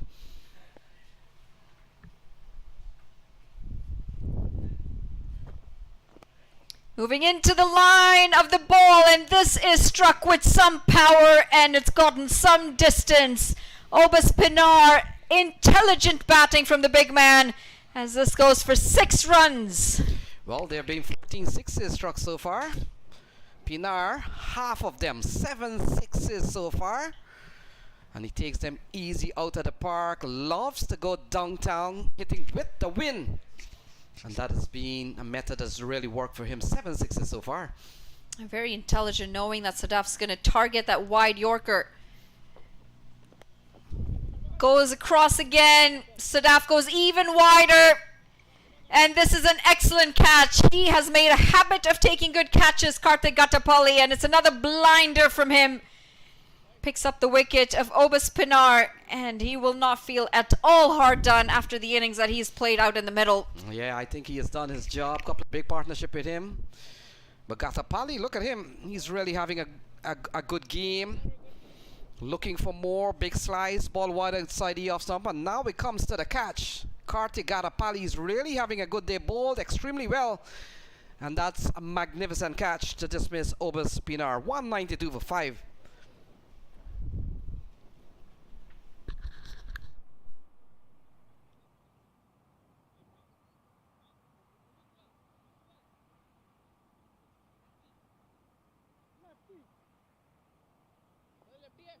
Well, this is a really good contest between batter and bowler, as we see both of them trying to outsmart the other. We talk about not wanting to premeditate, but you would expect towards the death end of the overs, your pace bowlers are going to target that wide outside off Yorker. Obis Pinar trying to outsmart the bowler, managed to do that one time as he hit a 6 straight down the ground, and then the bowler outsmarting the batter and going even wider the second time around, resulting in a wicket.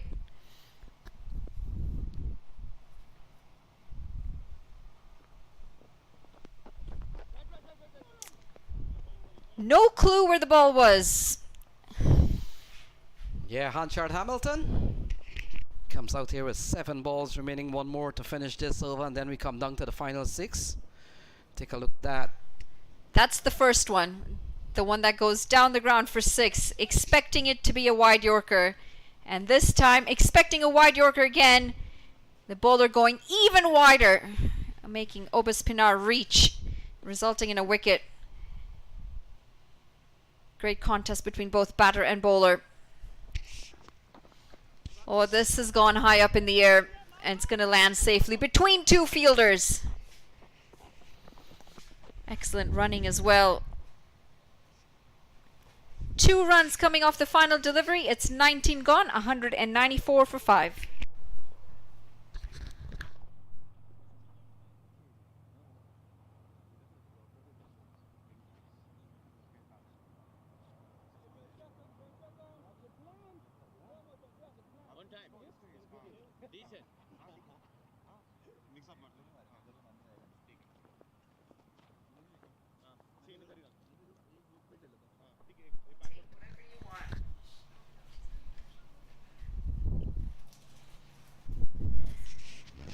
Atlanta Fire looking very comfortable.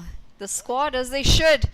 Their team is in a very good position here. 194 runs already on the board. 6 legal deliveries to come. As we go back to our opening bowler. Yeah, Batula will bowl the last over. And Manali, your mate, mentioned how they're cashing in on 200. Earlier on when it was 10 for 2 in the early stages of the innings. Who could have imagined it would have come down to almost 200 on the cards here. Sunny Patel on strike, and here's the final over from Batula. 194 for 5.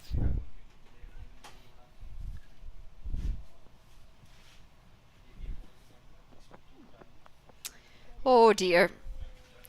Very, very wide. Sunny Patel managing a toe end to it as it runs away for 4 runs. Had he left that alone, it would have been a wide. I don't think he's going to be complaining much. Yeah, we talked about the indiscipline probably of Unmuk Chan and his men. I think they bowl too short at times, bowl too wide. And it's no wonder we come down to one of the third scores of over 200 in this competition. We saw 234, we saw 211. And it looks like Atlanta Fire will get up to 200. Just a couple of more runs remaining with 5 balls remaining.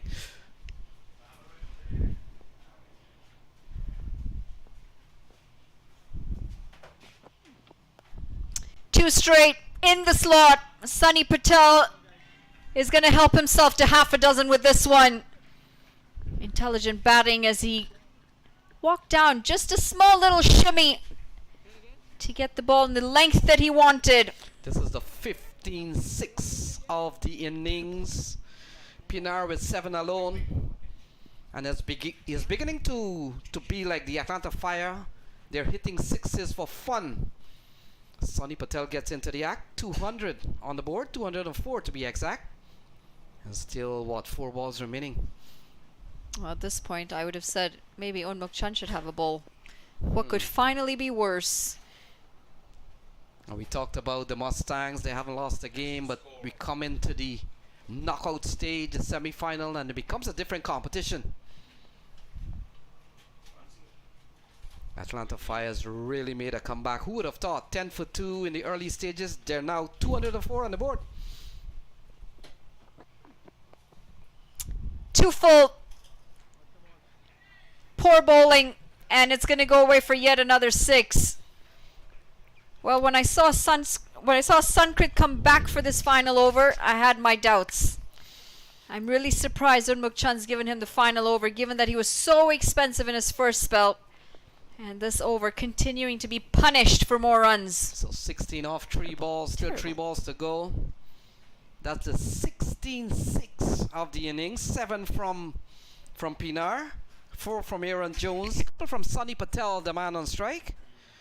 And also 3 from Rajdeep Darbar. So it has been raining 6s here on pitch number 5 at Prairie View Cricket Complex. And it's all benefiting the Atlanta Fire. 210 on the board.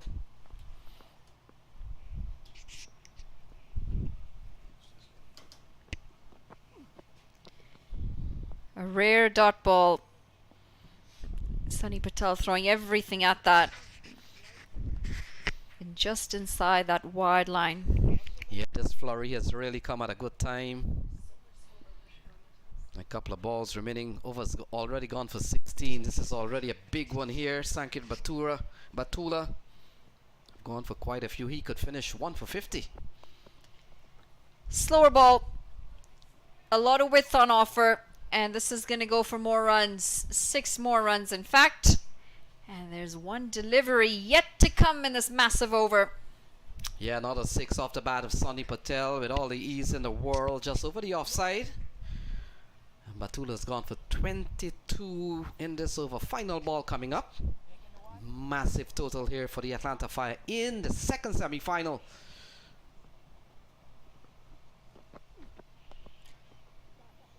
Swiveled.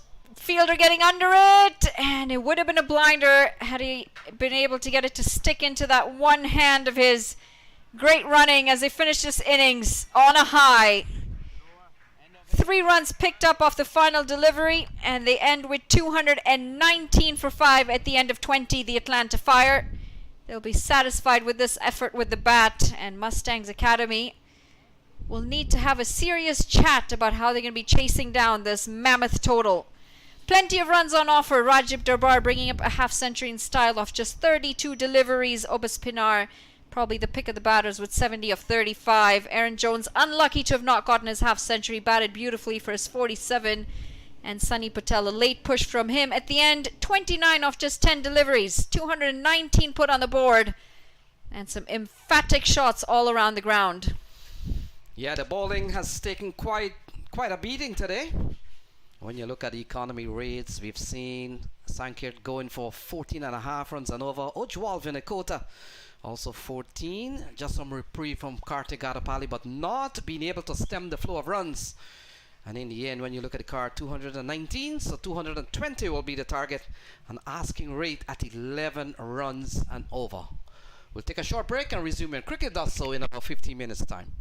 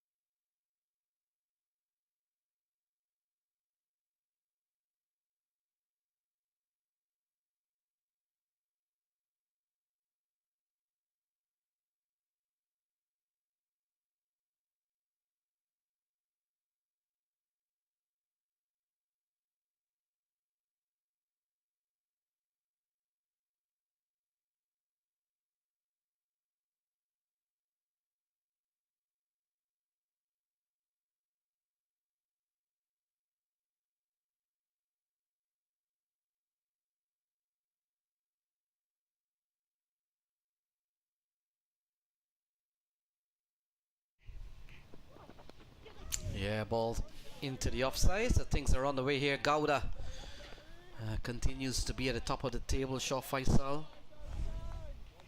Aryan Patel. Second ball into the over. Gowda now 186. The most by anyone in this year's Houston Open. He's prolific. He's been doing really well in all forms of the cricket at any level that he's been playing. He would have to be at his very best today because the task is monumental. So Unmuk Chan comes at the strike for the first time with a 50 in this series already. Yeah, this is good bowling from the young man Aryan Patel, given the new ball. Shaw Faisal, sort of a new face in this Atlanta lineup. Yeah, but talk about Unmuk Chan. His first introduction to cricket on this circuit was a sensational minor league season where I remember he won an incredible game on his own. He scored 130 odd over at Musa, I think, and featured in a magnificent run chase where everyone else just fell right around him, but he saw it through all by himself. He need to produce something similar to that today. Oh, flashing at the ball outside the off stump. Signal wide from umpire Myron James. The umpires are Myron James and Sadiq. They've been quite a fixture here on pitch number 5, Shaw Faisal. We've seen a lot of them. Myron James pretty much ever present. I don't think if he's missed a game on this pitch for memory. But yeah, a couple of deliveries going past the bat of Unmuk Chan. Yeah, a little bit kind of resembling action to Brett Lee. Perhaps not that pronounced jump from Brett Lee, but we'll take a look at Aryan Patel. He's been very good so far. Yeah, he's got some movement. He did offer width to Unmuk Chan on the previous delivery, the one before last one, but then quickly correcting his line and length. Was lucky he didn't get punished. So we'll take a look at the action, Shaw Faisal. I want to think that it resembles a little bit of Brett Lee. Not the pronounced jump from Brett Lee that he was known for, but other than that, agree or disagree? Let's see. Ball turned into the onside and Unmuk Chan is off the mark. Too straight on that occasion. I'm just wondering how old Aryan is, because Brett Lee has been now retired for quite some years, but you know how it is. Growing up, if you idealize someone, even if you don't copy intentionally, you just get something along the line, pick some things up from your favorite stars, your idols, in terms of the bowling action or batting stance or mannerisms. Tidy over so far from Aryan Patel. Can he finish strong? And he does. In fact, it takes the outside edge from Sajid Gowda, and it goes away for the first boundary. Once again, swing for the young man. Streaky boundary for Sajid Gowda. But he'll take that because look at those feet. They were stuck. But late movement. And there was a slip in place, but the edge was thick enough to go past that slip and close out the first over with a boundary. 7 for none after 1.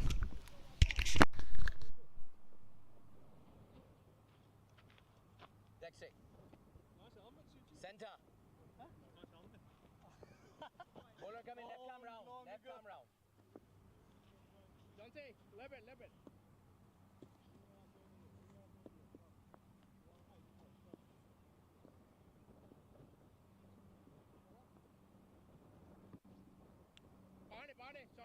Short bit.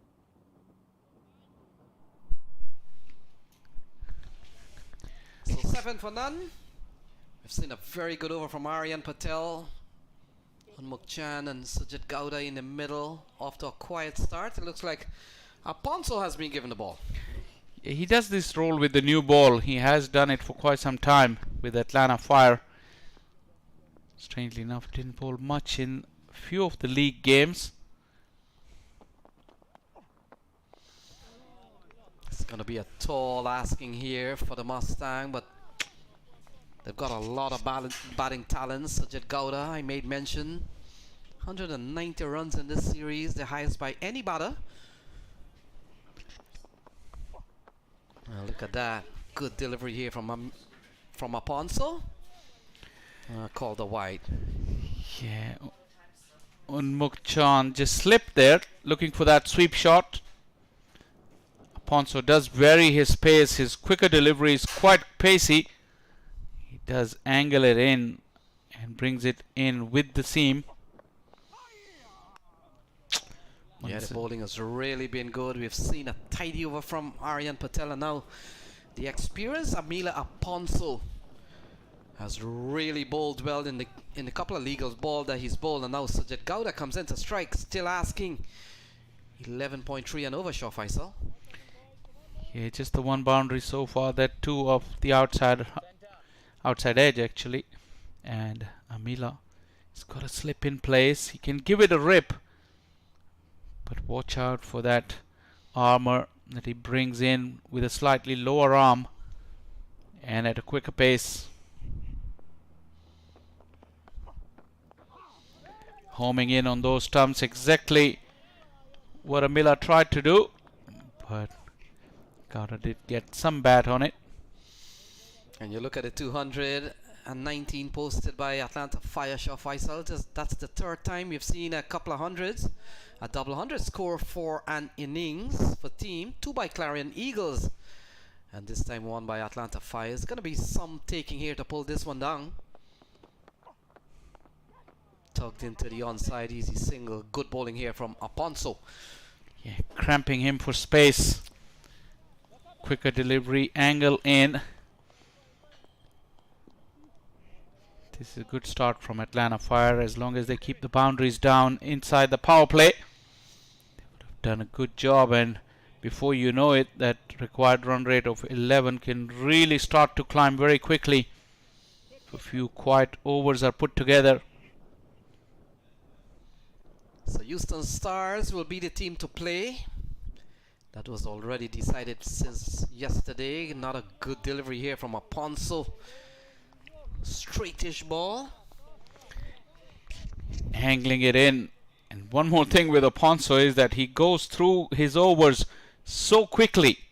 He doesn't allow any time for the batters to think. Slight change in field. Mid-off has dropped back just a tad. Unmukt comes out with a good shot. Could pick up a couple of runs as the fielder comes in. Good throw. But Unmukt running well. A couple of runs to end the second over. And after 2, it's 12 for no loss.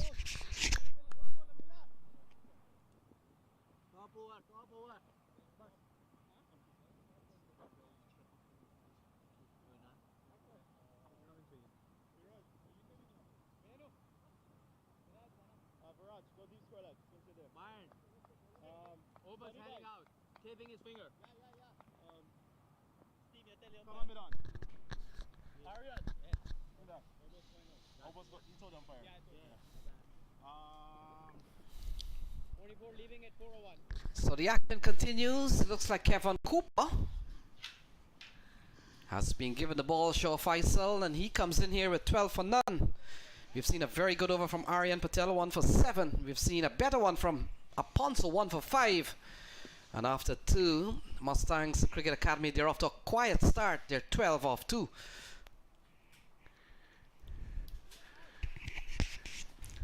See if Aryan can get that swing that he was getting in the first over. In fact, it's been changed around now. It's Kevin Cooper. Cooper obviously coming back into cricket after modifying his action. Really looked a shadow of himself in this tournament. Has got another opportunity after a day's rest. He starts with a short ball, and in a tangle is Sajid Gowda. Lost direction of the ball, it appears. Luckily, did not go to any of the field. 12 for none. Went through with his shot quite early. I think it hit him on the back of the glove as he was swiveling around. Could easily have gone to those fielders close in. There is a short third. There is a point lurking in.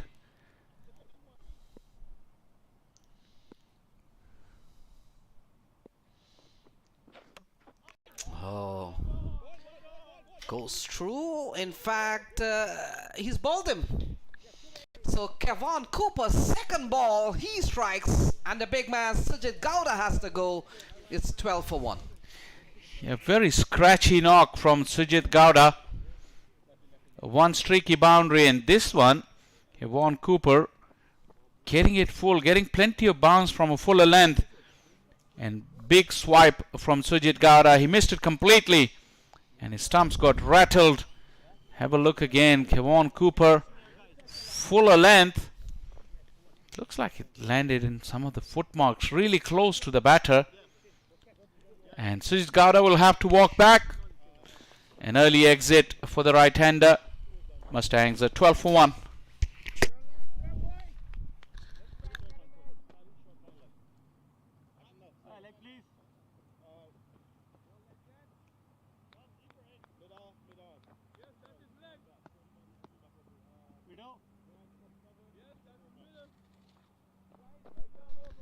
So 12 for 1. We've seen the departure of Sujit Gowda. He's really been their best batter so far. But his job is done for the time being, at least in this semi-final. Shaw Faisal, from a batting perspective, Kevon Cooper, that's a big wicket for him. Yes, talking about how Kevon Cooper needed to make a comeback, and he's had the perfect start, really. Second delivery going through. Sujit Gowda, one of the main batters, the top scorer of the tournament, has been taken care of. Shaw Faisal, we've seen Kevon Cooper, and probably one of the reasons why he's gone for quite a few during the course of the other match, probably bowling a little too short. And that was a brilliant ball on the stumps, at the base of the stump with some bit of pace. Bishnoi has come to the middle. And followed it up with another good one. Right on the money. First delivery for Bishnoi.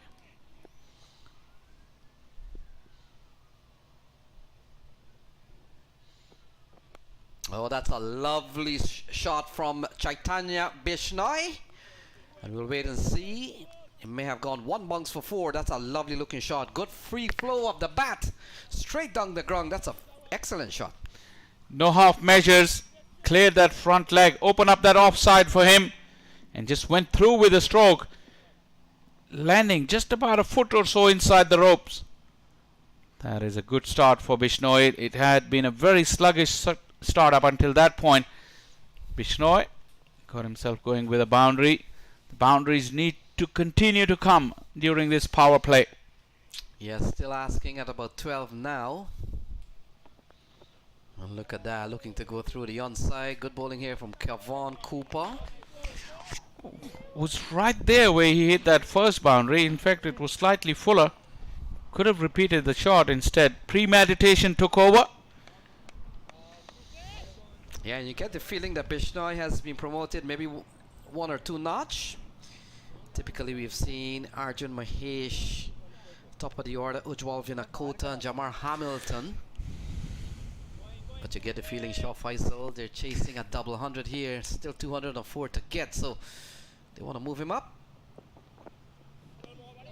Ball outside the off stump on a wide here by Kevon Cooper. What a batting display we've seen from the Atlanta Fire batters, Shaw Faisal.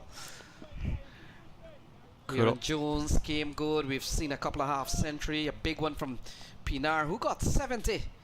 And Rajdeep Darbar, he got 52 to set the stage. Yeah, that was after a very sluggish start. 2 wickets fell early, but then Rajdeep Darbar, the half century, Pinar, and Jones carried it on. Playing a miss. This has been a very good over from Kevon Cooper. So 3 gone and 17 for 1.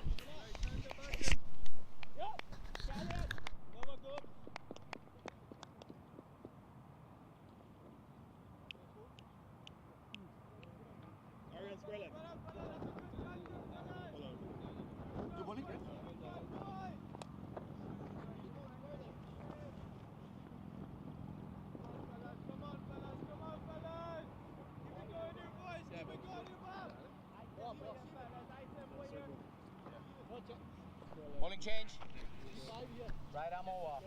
Right arm So over. Stephen Taylor, the off spinner, has been throwing the ball. The shot Faisal, we've seen 4 overs so far. It looks like 4 spells. Yeah, 1 over spell. This is the way Atlanta Fire sometimes go. 4th bowler for the 4th over of the innings. This time it's the skipper himself. So we'll come into bowl to Unmuk Chan. It's been extremely quiet. We saw the last 6 ball. Unmuk Chan was not in the equation at all. And he gets a very good ball from the experienced Stephen Taylor. Yeah, Taylor's got big broad shoulders, so he's not your usual off spinner. He can come through quite quickly, and then that is his variation when he throws the ball up in the air. It's his 2 variations, the quicker delivery and the flighted loopy one, both of them landing at the Yorker length. No chance for Unmuk Chand.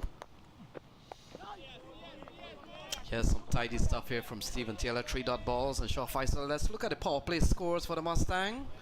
56 for 2 in 1, 82 without loss, and 50 for 1. Oh, that's a good shot.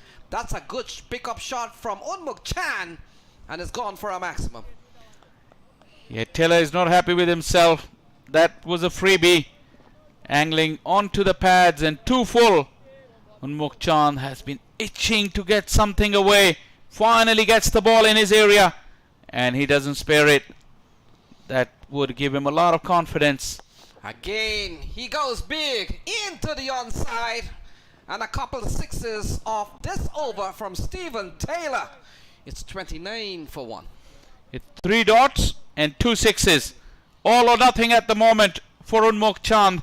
This time it was short, set up, and he picked his spot nicely. So 12 in a couple of balls, exactly what the required rate is at this time. Couple of big strike from Unmuk Chan. They're quickly up to 29 for 1. Final ball coming up.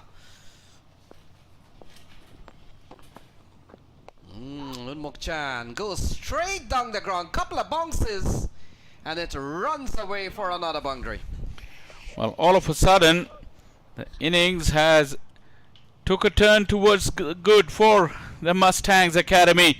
3 dot balls followed by 16 of the next 3.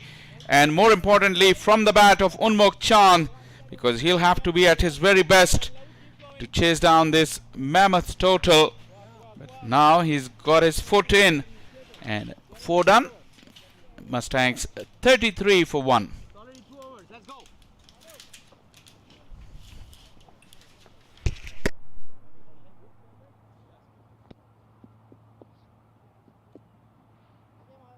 Yeah, get him next over.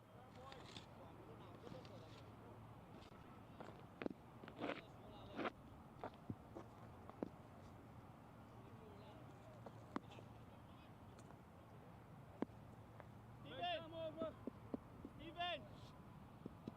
Funny back! Funny! One,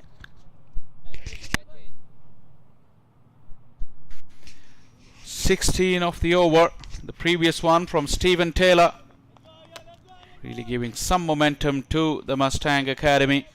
Unmuk Chand quickly moving to 20 of 13, who was scratching around before that. Umpire James wants to have a look at Unmuk Chand's bat.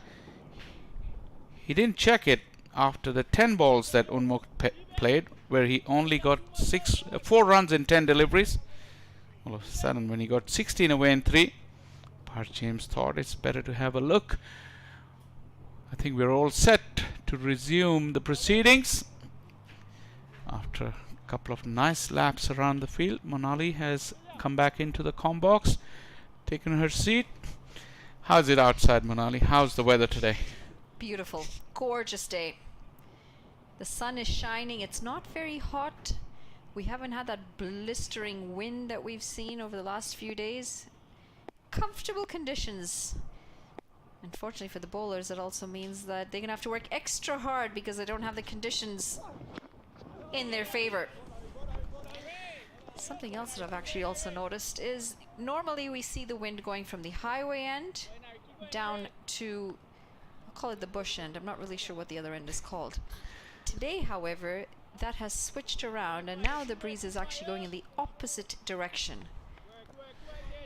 Yeah, we were told yesterday that the wind, when it was coming from the highway, that is the one that brings the rain, and the one that comes from north is the northerly wind at the moment, and that probably brings that cool, fresh air to the and it is that kind of a feel as we watch Aryan, who bowled a very, very good over. Aryan was able to swing the ball, bowling from that highway end. Really, that wind was aiding his outswing, but he did bowl a quiet over. But now with the batters some sort of momentum, especially on Mukchan, who's back on strike, there'll be a different kind of challenge for the youngster.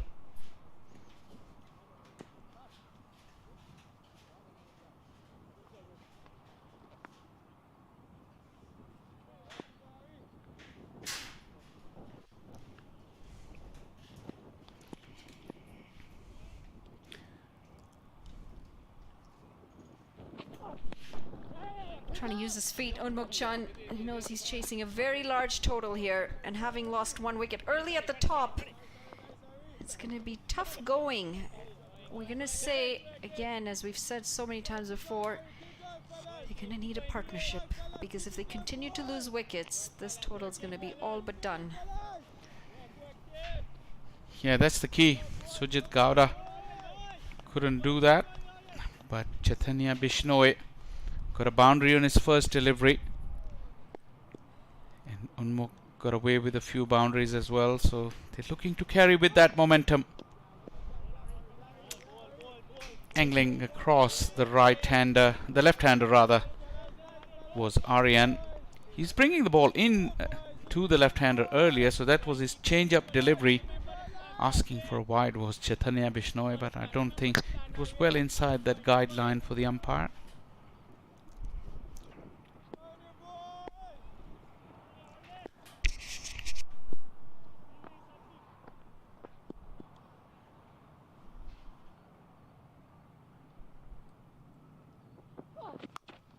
Picked up and beats the fielder as well. It's going to be a 1 bounce 4. And the sound off the bat was just a nice crack. It was indeed. It really sped across. Look at that. Tremendous bat speed, and Sunny Patel was just a few yards away from the ball.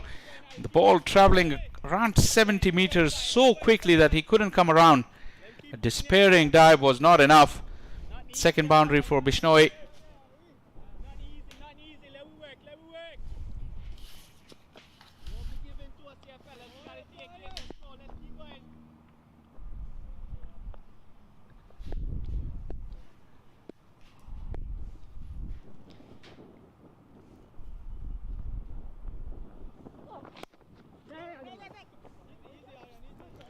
Aryan Patel's flat out in his follow through as they finish the over with a single. 5 gone. It's a decent start. 40 for 1. Okay, so let him stay. Let Obas come in. I think you're gonna sub for him. Obas needs to be in.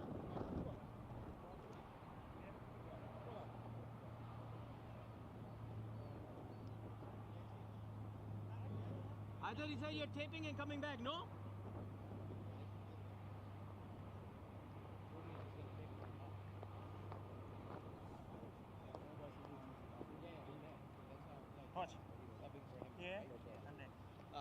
Byron, Obas back in.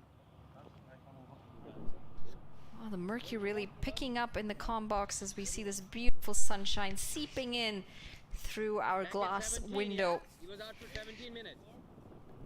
No, from commentary point of view, from this time onward, the sun is getting lower and lower, and it's going to peek through our window, making our view quite difficult. 51. We haven't had that kind of uninterrupted sun ever since we've been here, so today is the first day, like since the time we arrived at the ground, it's been unbroken sunshine.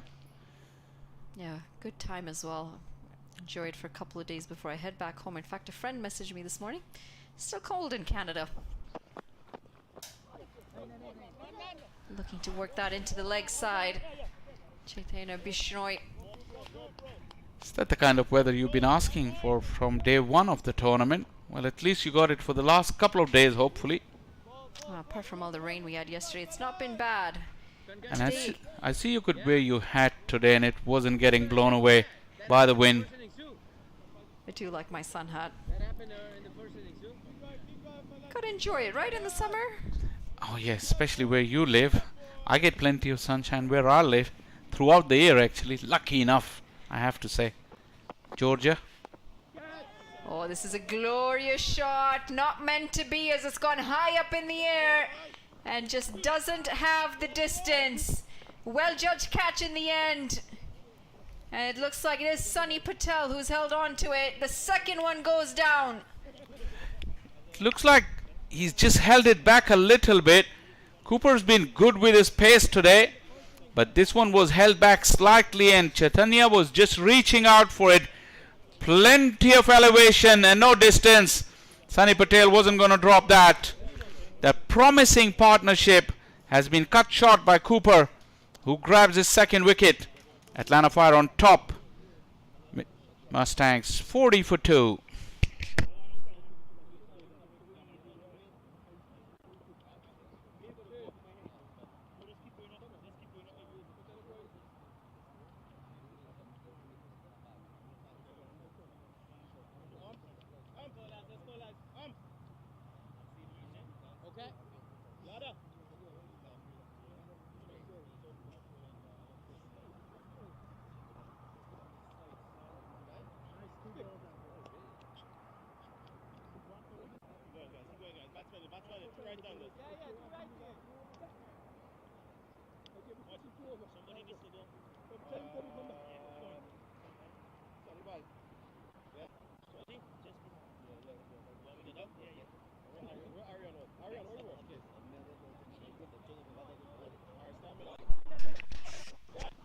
Jamar Hamilton, the new man in.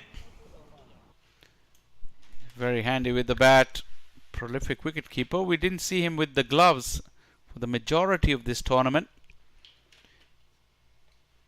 He's something behind the stumps though, Jamar Hamilton.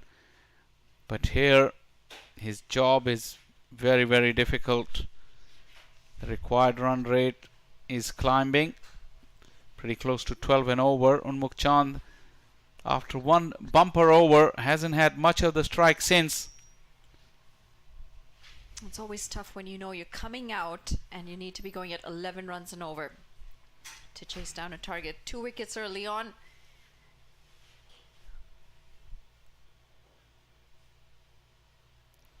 He's going to run away for 4 runs. Gets a little bit of bat. That's typical Jamar Hamilton for you. Cheeky. He will find different ways to score runs.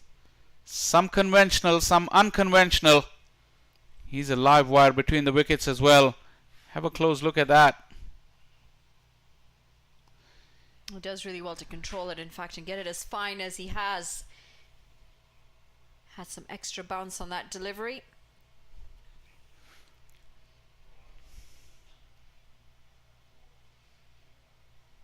Angling into the right-hander, getting it nice and full. Yeah, that last stroke from Hamilton was incredible in a way that he was looking to force it and the ball kept getting big on him. He still was able to adjust it in a way where he got enough bat, because there was a short third man lurking and it went aerial but in the gap.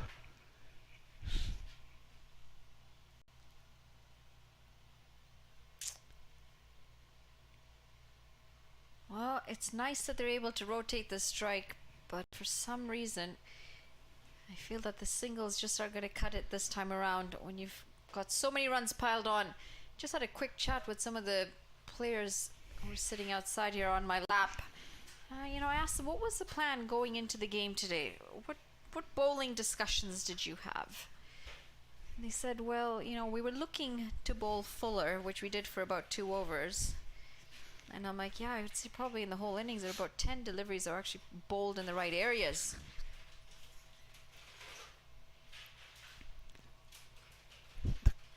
Good delivery goes past the outside edge to close out another very good over despite the boundary.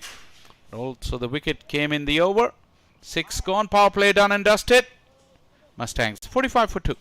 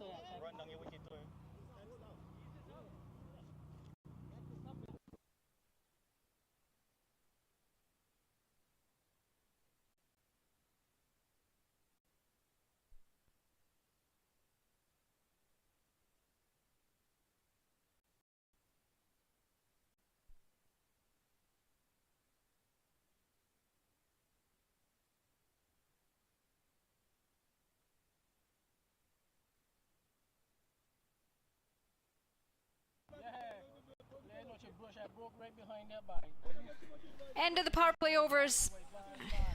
So we've gone with just 45 runs on the board, and it's the wicket columns that's a cause of concern for the Mustangs Academy.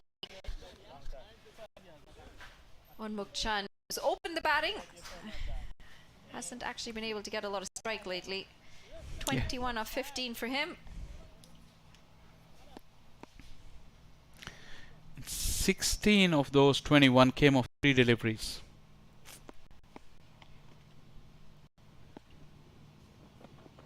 Oh dear, that's a loosener. Fani Teja comes into the attack with the ball. He surprised himself as well.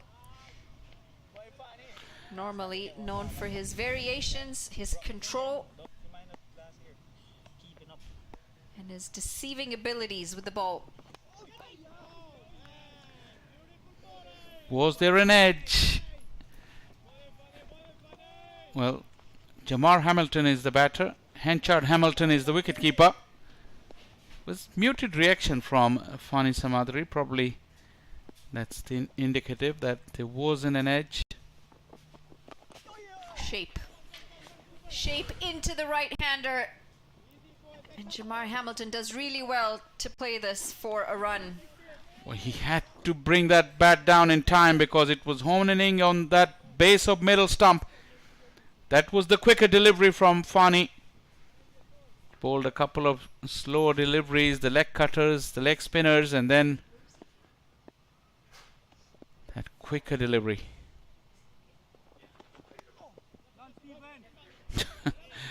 This Fani Samadri will really surprise you with that. Throws in a slower, wider delivery to Unmuk Chand, barely reaching at it. And before you know it, 4 deliveries have gone with just 1 run. The pressure builds. The required rate jumps.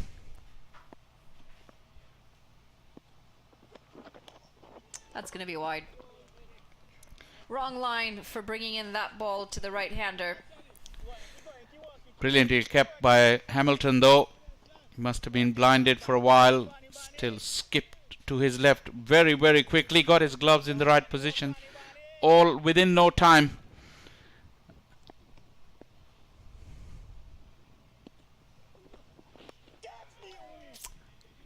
Uppishly through the offside. They really cannot get a handle on Fani Teja's over.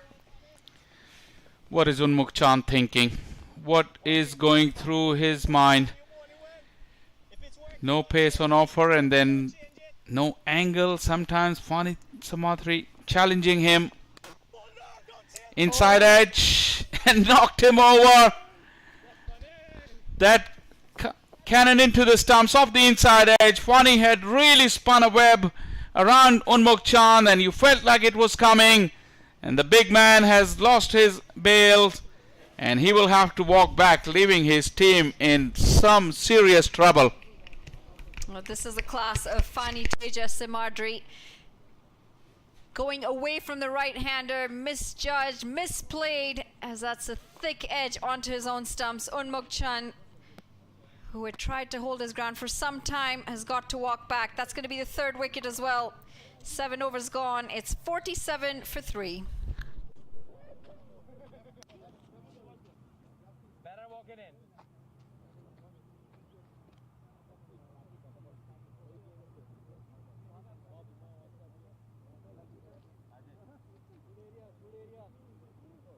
Better in, better in.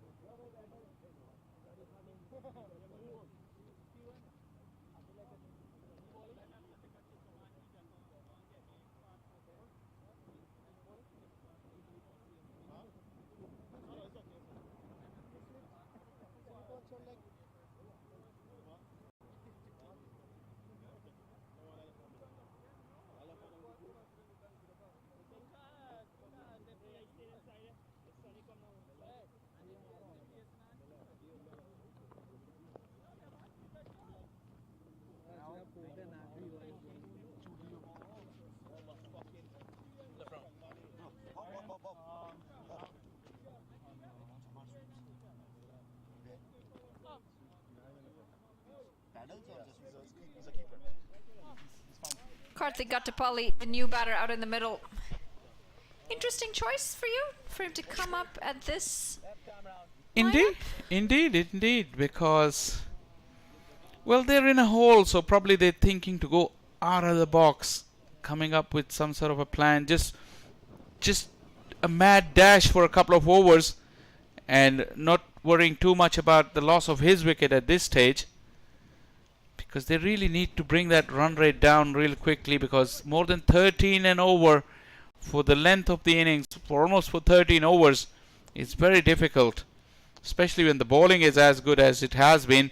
It's not going to get any easier, because Amila Ponso will come back in, the experienced Sri Lankan spinner. He will challenge Jamar Hamilton.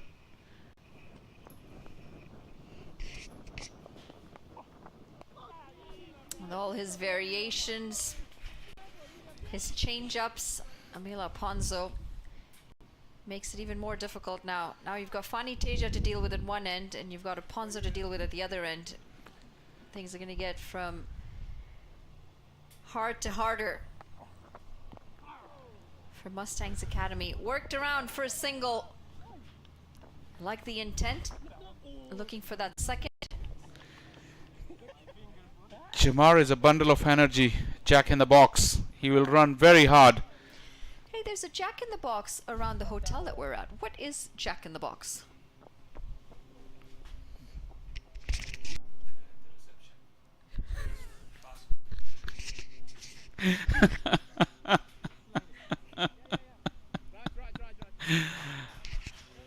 Oh dear. Well, Jack in the Box, literally.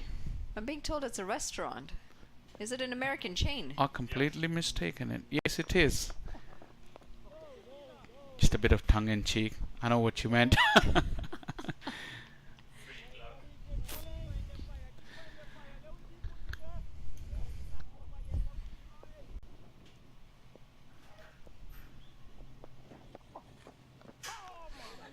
Heaved into the leg side. And a quick single. Big burly Stephen Taylor just swooping on that ball. Don't be mistaken by his size. He's very, very agile. A few years back, he was really a sensational fielder. Still very good. I would never forget the catch he took at that World Cup game against Pakistan to set the ball rolling for the home side, which ended up as a victory. A famous, famous victory for USA.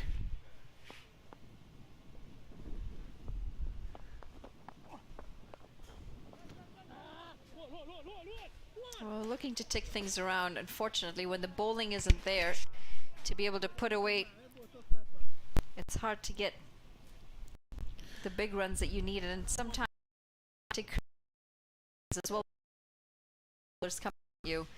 Some of these batters who are in the middle for the Mustangs, they would really feel aggrieved with their bowlers. knowing that the conditions are not as easy as the bowlers made it look for the opposition. And that's another one as it's through the gate. And this is some celebration from Amila Aponzo as well. And why not? He's bowled a really good over and he finishes it on a high with a wicket. It's the fourth one that bites the dust. Well, it's getting more and more difficult. Mila Aponzo, the one that he really fires it in. This time was slightly slower off the inside edge. It's the second dismissal of this kind in 2 overs. First on Mukchand. And now another batter has gone, leaving it very, very difficult for the Mustangs. 50 for 4 after 8.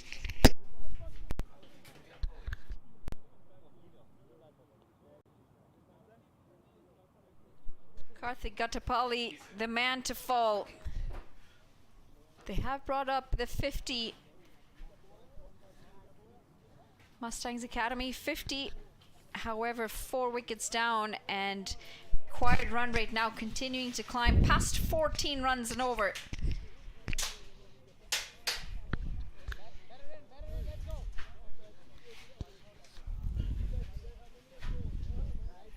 Well, we always knew that these two bowlers would be very difficult to get away in Fani Teja and Amila Aponzo. Both of them have been brought in, both of them have gotten a breakthrough. Thanks, Manali. There are times in which we will celebrate 50, but not at a loss of 4. When you're trailing by 170 runs with just 72 balls remaining as Ujwal Vinakota comes to the middle to join Jamar Hamilton. But you get a feeling that the Atlanta Fire is all over the Mustang in this game. Big score put on, and their bowling has showed up so far.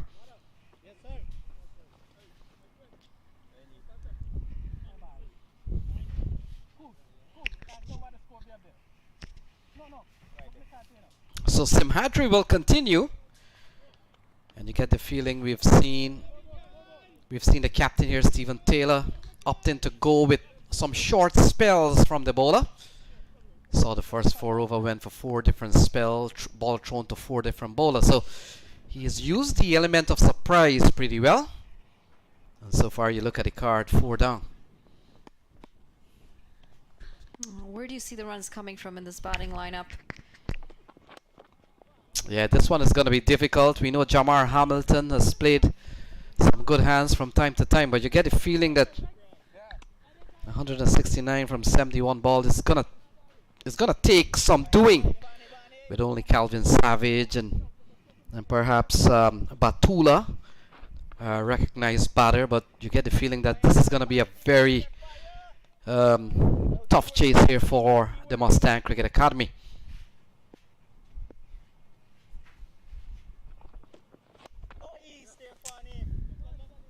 Deceiving, very deceiving. Takes the pace off. He's able to move the ball in both directions, able to sharply bring it into the right-hander. Makes it even more difficult because it's dipping on you as it does that.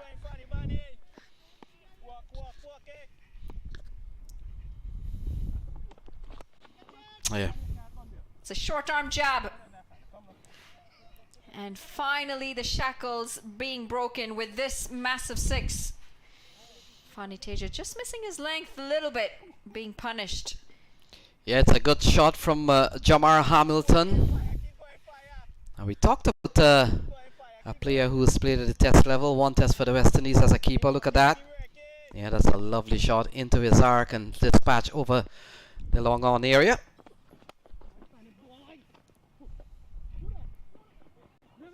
And they'll stick to the single. Yeah, a couple of brothers on the opposite side, Monali, Jamar and Hanchard Hamilton. Brothers comes out of the little island of Anguilla. Just off probably a little bit far from the coast of St. Kitts, in which you were a couple of weeks ago. 2 straight. Turning out to be an expensive over here from Fani Teja. Just losing his radar a little bit as this is punished for 4 runs. Well, 13 off this over so far.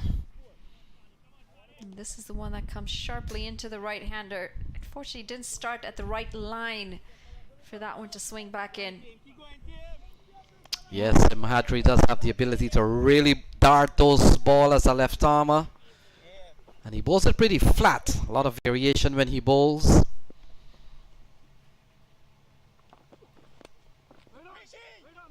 Might have been 3 years ago, Monali, he was top of the table in the minor league championship. So 6 gone, in fact 9 gone.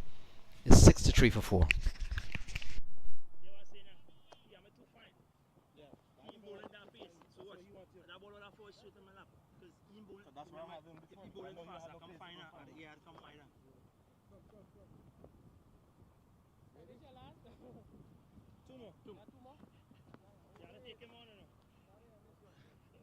Bowl an extra one. How about that? How are you?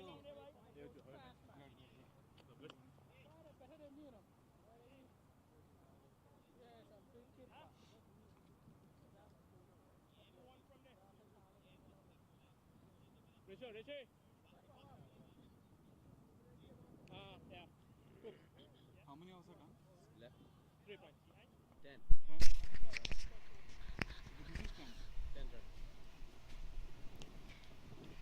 9 overs in. I'm going to see Emilio Ponzo continuing with his spell. Comes in for his second over. Got a breakthrough off the last delivery of the previous one as well. This one darted in a bit too straight. Yeah, it's good to see the Atlanta Fire. Perhaps 156, 6 wickets away, or 65 ball away for another final. And I say another final, Monali, because they've always been in playoffs, but they haven't been able to cross the line on many of these local championships. So happy for them. It's 2025. You never know.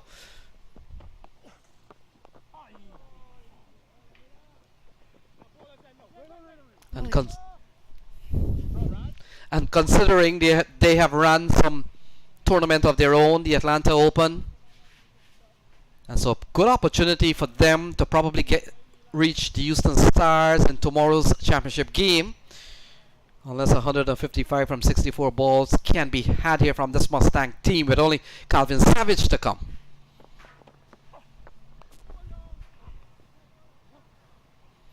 Oh, too many quiet overs here. We saw a little bit of hope in the previous over. Fani Teja missing his mark a couple of times, and then right back to business for the Atlanta Fire bowlers. Emilio Ponzo refuses to let any pressure off. Yeah, you're right on that. And Emilio Ponzo has been one of the core members of this Atlanta team. When you look at Stephen Taylor, Aaron Jones, well, we were talking about Aaron Jones not last year. He didn't play for the Atlanta Fire. He went to Morrisville, but Emilio Ponzo, Stephen Taylor, Rishi Pandey has always been part of the core membership of this team. Heaved into the leg side, and that's going to be the 5th one. Great catch in the deep. They had to go. They had no other choice. Emilio Ponzo giving them an opportunity to try and get under this one, but had the field setting perfectly for this delivery. So a couple of wickets here from the left arm spinner. I can't blame the batsman at this stage. When you're asking 14, 15 and over, you've got to go. And this one into the hands of the fielder. This has been a good showing from the Atlanta Fire. They batted well. And already 66 for 5 tells the story.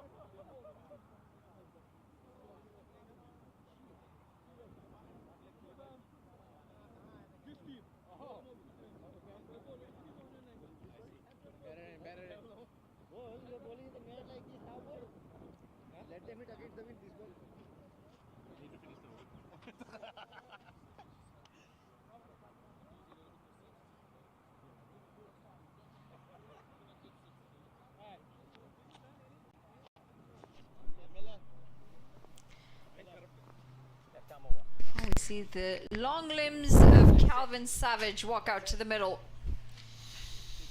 Yeah, you get the impression that Calvin Savage, he's a good finisher. But with 61 balls, 154 left, this might be a tough one. Definitely will be a tough one.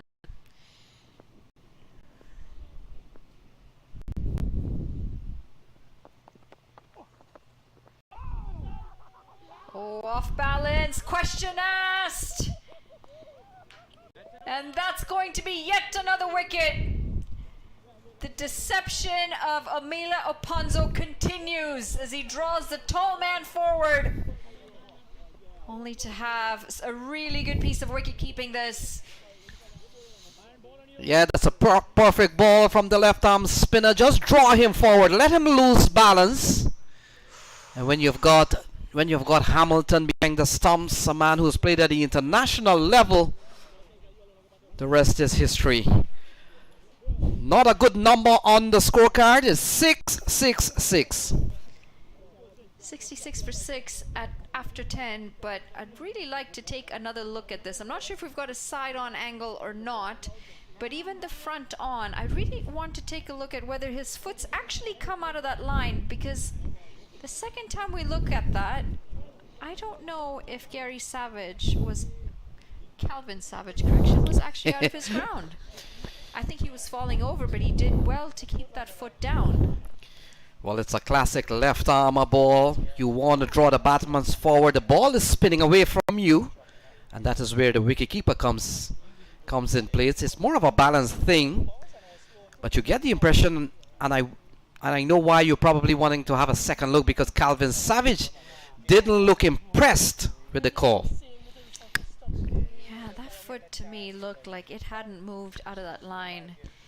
Maybe just a bit of an argument between the players, I think, between Sunny Patel, potentially. Maybe he's joking around. I think he is. He's saying, give me the ball. Why are you giving it to Fani Teja? He's got a bone to pick with his captain, Stephen Taylor. He wants to get in on the action with the wickets. So Deron Davis comes to the middle. 154 needed from the next 10 overs. So what started Monali as 11 runs, the asking rate from the start? Here's the wicket, and take a look at that back foot from Calvin Savage. It came up for a little bit, and then from the time that the keeper brought the ball all the way down to take the bails off, that foot was put behind the line. So I think he was a bit hard done there.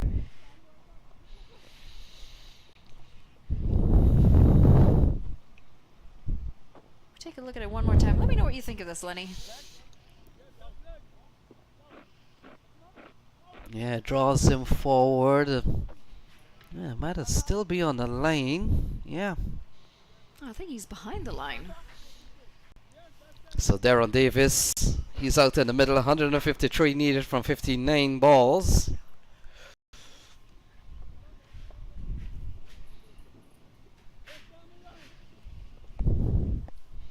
Simhadri continues.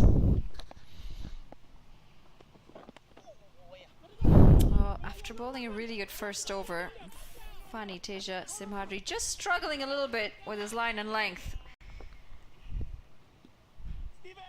They won't be concerned at all, the Atlanta Fire. They've got plenty of runs for some bowling hiccups along the way. Yeah, with 220 being the target, it would have needed a big knock from Sujat Gowda, who's been excellent in this series, and Unmuk Chan. It's a low full toss this time. Sticks his hand out. And he is in a little bit of pain here, Fani Teja. Got hit on the upper arm. Forearm. Yeah, it's all it comes down to the latter part of the tournament. All the hits to the hands and the feet and wherever else, all those limbs. No wonder, Monali, you go to the cricket ground and everybody has something bandaged up. It's a tough sport. Full toss worked into the leg side.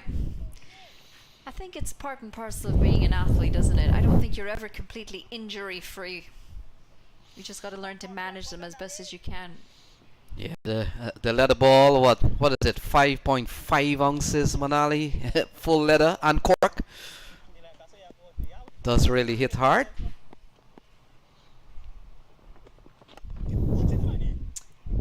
Driven down the ground, and this has been hit with some power as it's raced away to the boundary for 4 runs. Yeah, good shot from Jamar Hamilton. Take a look at this one. Pitched in the arc and straight down the ground again. Could we see that one more time? Very close to the hand of Simhadri. And that has gone away for another boundary. Simhadri, very different in how he's approached fielding this time around. Happy to let it go. I'm going to move right out of the way for that one. Can't blame him. Smashed down the ground, and it's gone straight to the fielder in the deep. They continue to hole out to fielders around the ground, and again, it's because they need runs. So the 7th wicket goes down, and it probably brings Atlanta Fire closer to a championship appearance right here tomorrow, as Jamar Hamilton is gone. 74 for 7.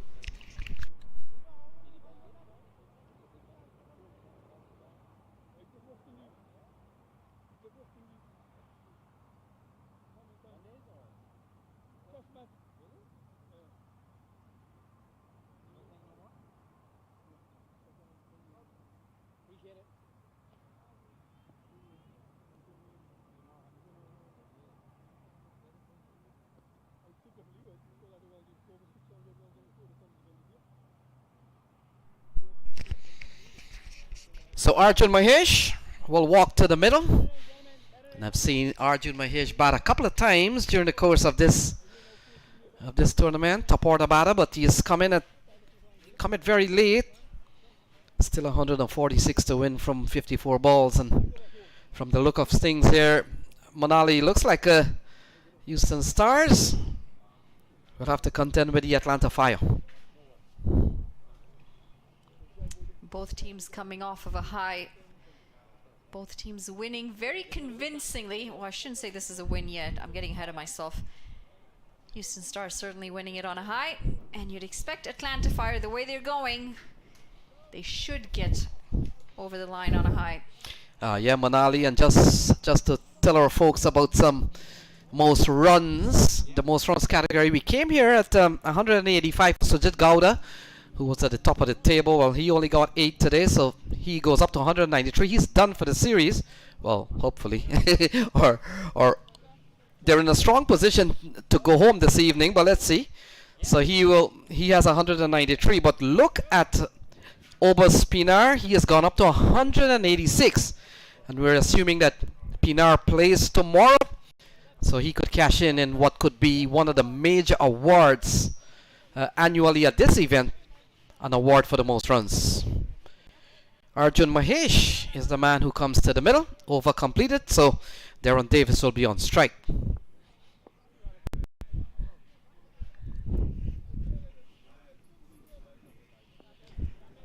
Mila Ponzo coming in for his 3rd. Picked up 2 wickets so far. And actually, it's his 4th. He's raced through his spell, and he starts on the money with the first delivery. And because the score is 74 for 7, Manali, there's a man that's silly made off. You don't see that too many times in T20. In fact, there's one slip, but look at that. With the free flowing strike from Darren Davis, that's gone towards the side screen. Taking on the bowler, Mila Ponzo, making use of the flight that was available this time around. And great use of the feet. A good example of how you want to come down the track if you choose to do so as well. Goes in line of the ball, stays low through it as well. Sometimes, oftentimes in fact, we see the batter go away from the line of the ball, and that head comes up so quickly instead of staying low as long as they can. Well executed. So a good looking shot from Deron Davis. And you get the feeling, Manali, when you look at Deron Davis. I talked about it earlier when Shaw Faisal and we were on the 2012 on the 19 World Cup is very pivotal to some of the players in this tournament. I'll start counting them as much as I can remember off my head. Unmuk Chan, Smith Patel, and Harmeet Singh was on that World Cup squad playing for India junior team. Deron Davis, John Campbell were part of that West Indies lineup. Isan Adil, Ziaul Haq, Babar Azam was part of that on the 19 World Cup, and and those names that I've called there, half of them probably here. It's interesting. Shows you the strength that the bench has in the US, doesn't it?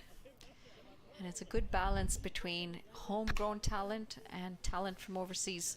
Yeah, and we have seen, and Shaw Faisal will know, some of these domestic tournaments have always attracted some of the big former players and even current players. From time to time, Martin Guptill was at one time here playing a lot of cricket in this country. Colin Monroe, we saw last year, the Kingsmen. And we talked about this. One of the reasons, a chance for these teams to really come into the semi-final and do well. Kingsmen is not here. They have been quite dominating in 3 years that they have played. And that opened up an opportunity for the likes of Atlanta Fire, Houston Stars to really get a hand on the cup. We're back with cricket. Have you watched the movies? Kingsman. It's a pretty good... I think there are 3 movies. Never did. Check them out. Very English. So Ponso, I think it's got a new ball.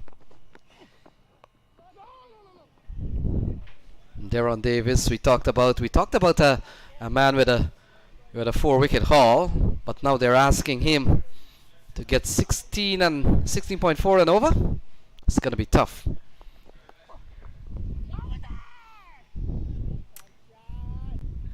Half a shout from Emila Ponzo as the umpire signals 2 deliveries left in the over. Yeah, the umpires have been quite consistent here at this ground. We've seen a lot of umpire Sadiq. He's the bowler's end umpire. And we've seen so much of Myron James. He's a striker's end umpire. Interesting. We used to call him square leg umpire, Manali, but these days I think the correct thing to talk about is a striker's end umpire and a bowler's end umpire. I've always, in my time, or what I used to refer to them, we'll talk about that when it comes back, when cricket resumes. 12 gone. No, it was a wide. Oh. A lot of terminology's changed in cricket. I think one that really stands out to me is the transformation of batsman to batter. As 12 overs gone, 81 for 7.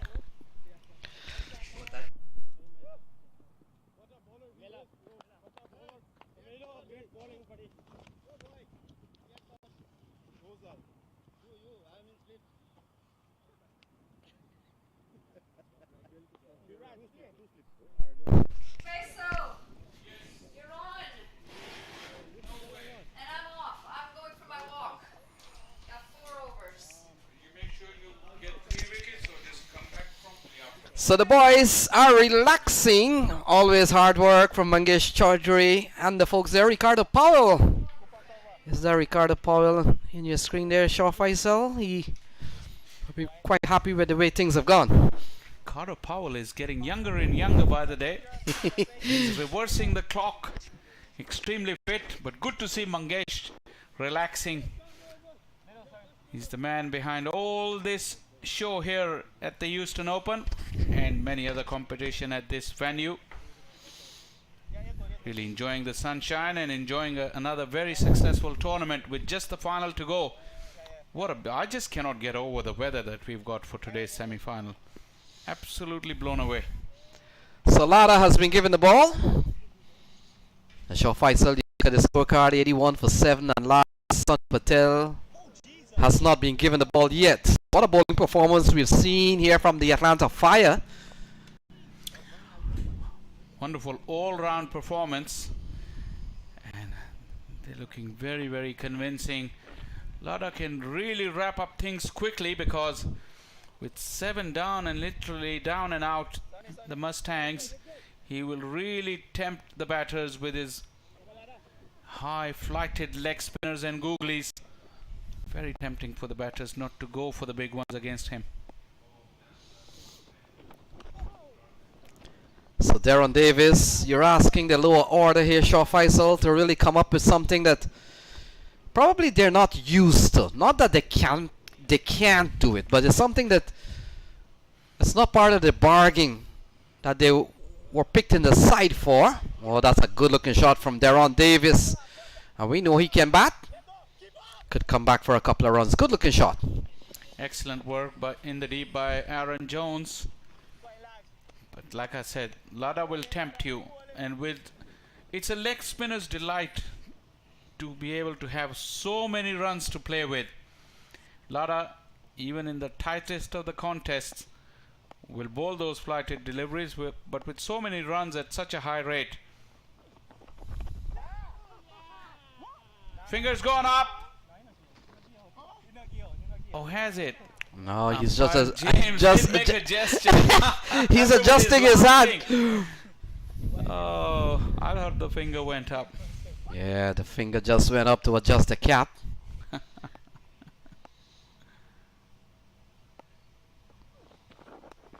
Yeah, Lada is a quality bowler. Might have been a couple of years that he was part of Major League setup. I think he played a couple of games, maybe one game. He did, but there are so many spinners at the disposal of those Major League franchises. So many local spinners. So the 13th over comes to a close. A couple of runs here for Darren Davis. And that completes over number 13, 86 for 7.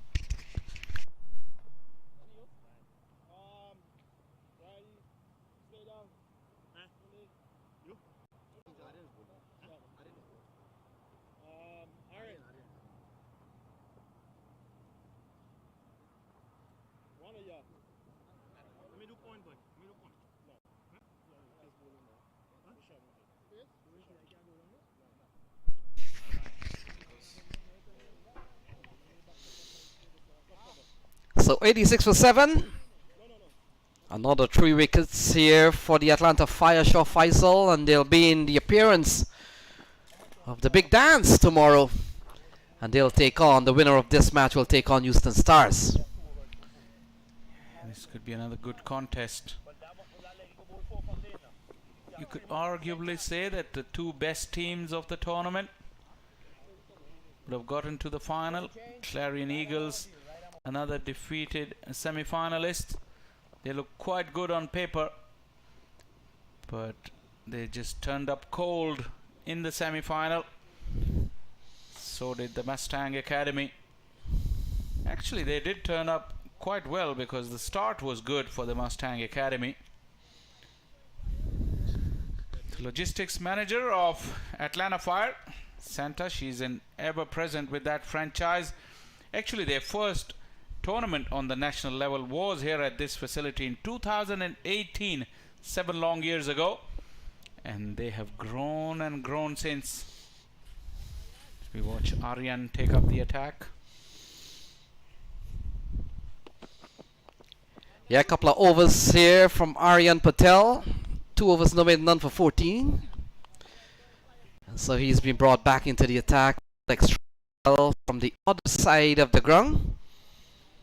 And he comes in here with 133 from just 41 balls. Shaw Faisal, a busy sporting Saturday also. It's the running of the Kentucky Derby, 151 years. Favorite is journalism. And it comes up within the hour. Live from Churchill Downs in Kentucky. You're going to be watching it? I usually follow it. What other sports you follow? Everything. Cricket? Everything, but unfortunately, or I don't know, fortunately not, maybe basketball and baseball, but every other thing. So soccer? Very much. What's your favorite league and team? I'm big on the international side. Germany. Germany has always been my team. Premier League, English Premier League. Ball driven into the offside. And you? Yeah, I lived in England, so definitely I have a liking for the English Premier League. Obviously follow all cricket, there is so much cricket. But yeah, after cricket, the sport that I like to follow is soccer. I would love to have more understanding of the American football, the rules, but I still watch the game because I love the buzz, I love the atmosphere and the intensity. Just as a sports person, I just love the spectacle. So Darren Davis out towards the offside. And still asking about 20 runs over from here on. Couple of runs in this over from Aryan Patel. And we're coming down to 39 balls remaining, 132 to get 3 wickets to fall. Your fast bowling department has been a little bit of a worry for Atlanta Fire. They had Kone Dry for long period, tall South African. He's moved on. A couple of good youngsters coming through the ranks. What has happened to Atindra? Yeah, he came to my mind. He made it to the USA under-19 national team. He's an ever-present at the minor league as well. Just curious to know if he's fully fit. Because yeah, he's been a long-serving fast bowler for Atlanta Fire. I mean, he's not quick, but he's very, very accurate and very skillful bowler. So Darren Davis on a dozen, and he's a batter that could bat. Seen him played a couple of good knocks. Shaw Faisal, he comes from the area that I do a lot of minor league stuff. So a couple of wide signaled by umpire Sadiq, and from time to time Darren Davis will come up with some big knocks. I remember in 2023, I think it is, when he played for the Stallions, that the team of Jesse Singh and them really bailed them out on some low scoring matches in those areas. So Darren Davis, we know he can bat. Arjun Mahesh, when you look at what he's done in this series, in the couple of games that he's played, he's bat at the top of the order. But I got the feeling that because they were chasing at almost 11 and over, they have opted to go with the more aggressive strike. A lovely shot into the offside, but the fielder does well. Ponso pulls it back. And a couple of runs here for the Mustang. Well, there's one good thing with Atlanta Fire. They always tune into our commentary. So I got a message from Hassan Tariq, the owner of the franchise, that Atindra has got college, so he couldn't make this trip. Because remember, it was in the tournament for an entire week. That's good to know. Thank you very much, Hassan bhai. Yeah, ball defended here by Mahesh, and that will complete the 14th over. So 14 gone. It's a 93 for 7.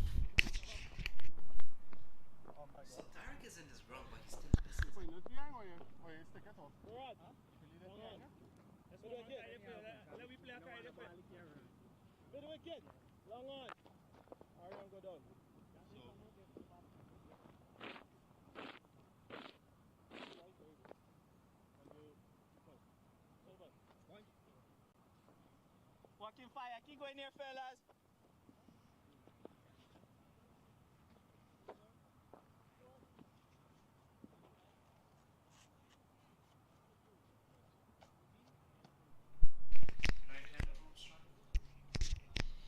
So the batting card, not too much to talk about. Jamar Hamilton stands out, but still a big batting effort needed here. 127 to win from 36, and from the look of things, Shaw Faisal, it looks like Atlanta Fire will play another game.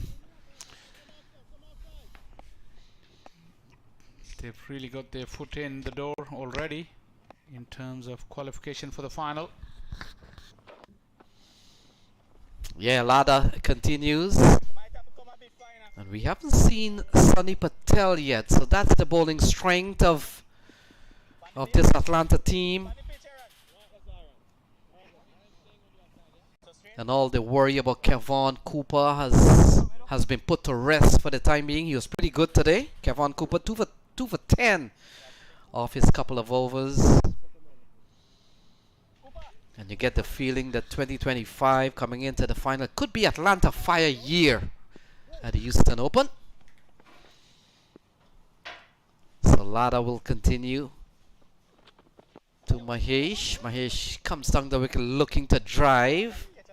Checks the shot. Score remains at 94 for 7. 126 to win.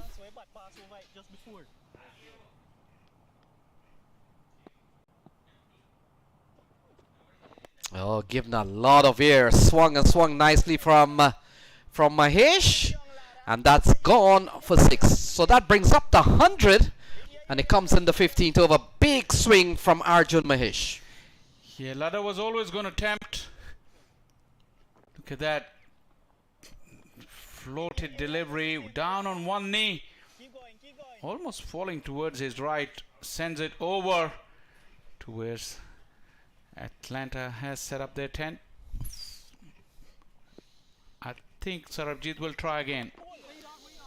Homing in on the stumps. Dot ball. Yes, Sarabjit, his bowling style has always been to give the ball a lot of air. And Shah Faisal, we know that will work.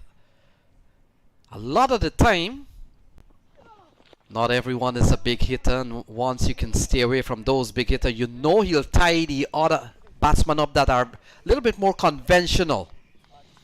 Yeah, the exuberance and energy of Sarabjit Singh Ladder really reminds me of Imran Tahir, and also his animated celebrations as well when he does get the wicket.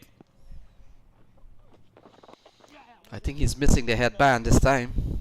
He doesn't do that extravagant run where Imran Tahir runs the length of the pitch in some particular corner of the ground, but it's very animated from Ladda as well when he gets wickets.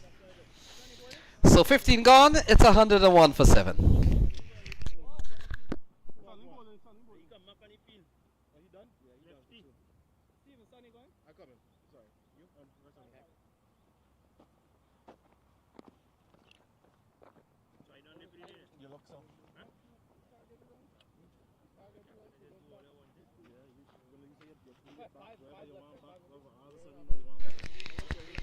So Stephen Taylor, the off spinner. And Shah Faisal, I think Stephen Taylor has led well. He has used his bowler in such a short spell that probably the batsman never settled on any particular one. Yeah, especially they change the bowlers continuously inside the power play. 1 over spells.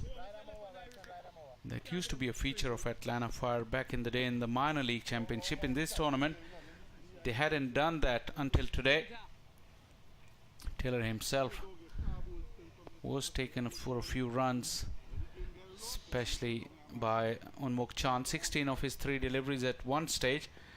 But Taylor can add some respectability to his bowling figures for the day. Could add a couple of cheap scalps as well. So Taylor 1 for 16 so far. Solitary over the win for 16 will come into bowl to Arjun Mahesh. We've seen a partnership of 27 so far, but still a long way to go here for Mustang Cricket Academy. We made mention unbeaten so far, but that's how it goes. Pulled into the onside, could pick up, well, they've decided to stay for 1. Yeah, I think Unmukh Chand mistaken you for you telling him that they won 3 on the bounce. Did you mean 3 games? But I thought it came across as if he thought you were mentioning about the tosses. She quickly corrected you. He's a gentleman, Unmukh Chand. A very, very pleasant young man.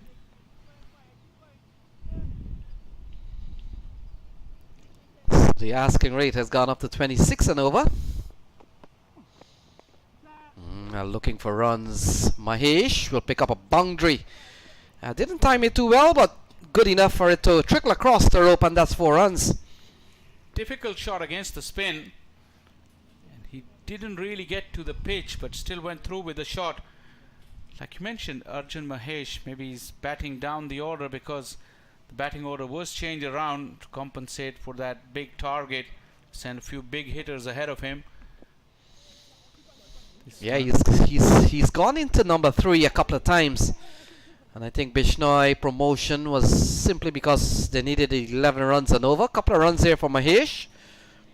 And that Bishnoi plan didn't really work out. Even Gowda didn't stick around too long. And in the end, they find themselves 7 gone. Yeah, Kartik Gatapali also came early.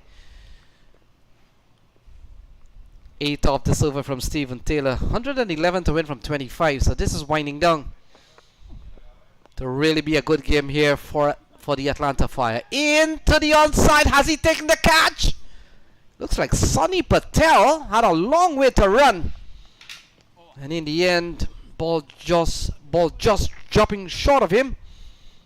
It's 110 for 7, Shaw Faisal. Great effort from Sunny Patel.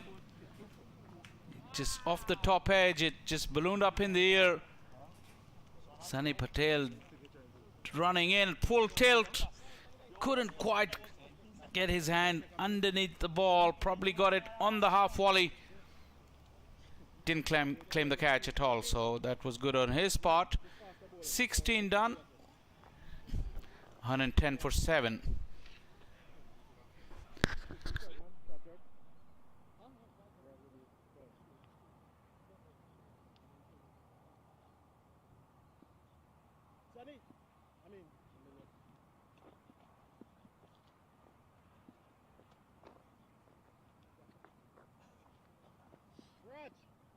Middle, please.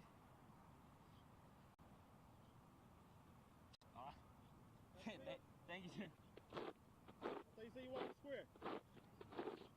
What about that guy? Over to the right hander. Thank you, sir. Left hander. Square. Funny! Funny!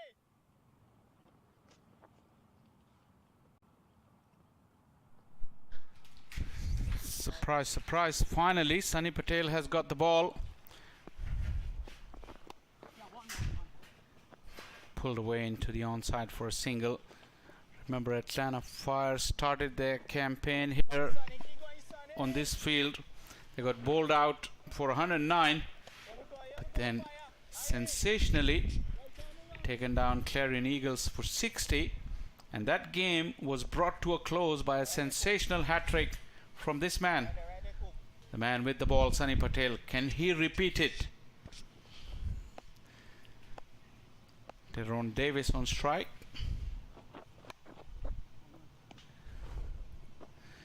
Slightly short in length, not quite off the middle of the bat. Tyrone Davis was looking for the big wind-up and big swing.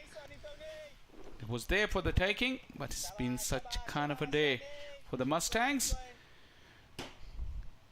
Joining me in the comm box once again is Monali Patel.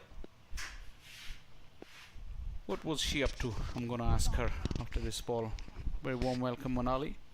Thank you, Faisal. I'm just used to my laps, you know, get a couple of laps in of the ground when there is a bit of a break. Always nice to move around a bit. Get in some sunshine. As everybody tries to look for the ball on that one. Yeah, the batter, the wicket keeper, Henchard Hamilton. I don't know if it went close to his helmet or anything, otherwise we'll be having the concussion for the wicket keeper. This is a slow drag towards the inevitable conclusion, this game. Yeah, absolutely. Required rate now sitting at almost 33.5. And with 7 wickets down on any day, that required run rate you think is going to be next to impossible. That's going to round off the 17th over. It's 115 for 7.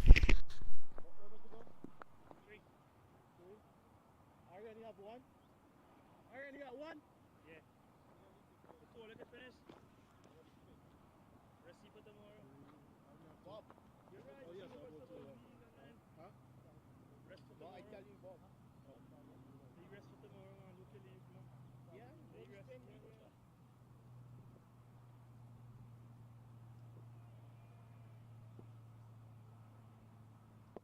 Stand up, Cooper. 3 overs to go in the contest.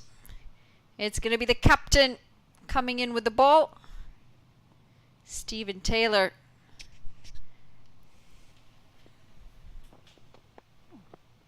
Starts with some flight, as this is supposed to end up somewhere in the leg side. Instead, it's a dot ball. Well, that was a tempter. Just go for it. Stephen Taylor is, I think at this stage, not afraid to buy a wicket. Generous flight once again. Couldn't pierce the infield. Like you mentioned about the required run rate. This game as a contest. Using the feet multiple times this over, as they finally pick up a single. I was just about to say, as a contest, this game has been over a long time ago. It's just the formalities that we're going through the motions. Excellent catch. Oh, just put down. Would have been a blinder of a catch. Trying to go up and over the offside. Rajdeep Dardar coming in and standing at point. Oh, this has struck the batter. Looking for the reverse. Yes, such is the nature of the proceedings. Everybody's on their heels. Rajdeep Darbar late coming in forward, and the ball, as he rolled around, the ball went away from his grasp. This one has been carted away. Arjun Mahesh finally able to put some decent bat on ball to close out over number 18.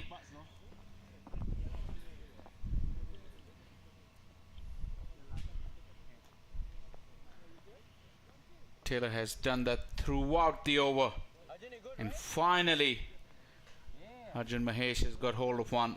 18 gone, 123 for 7.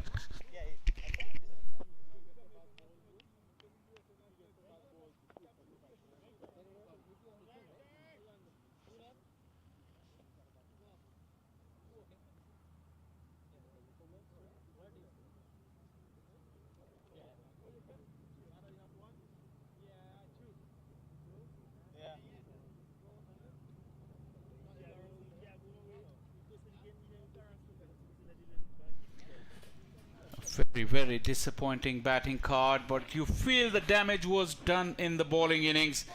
The conditions weren't that easy for batting. The way the Mustangs bowler bowled and allowed Atlanta Fire to get up to that 219 return.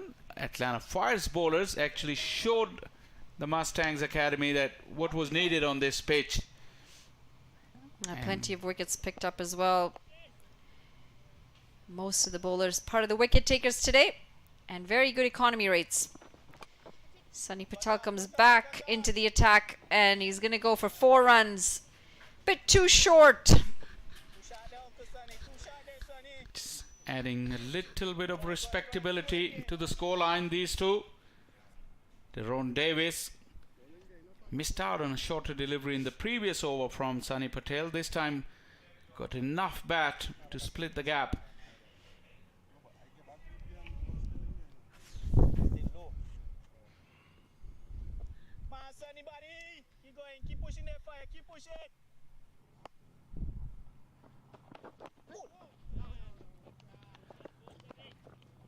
Well, inside edge on another day could easily have gone on to the stumps.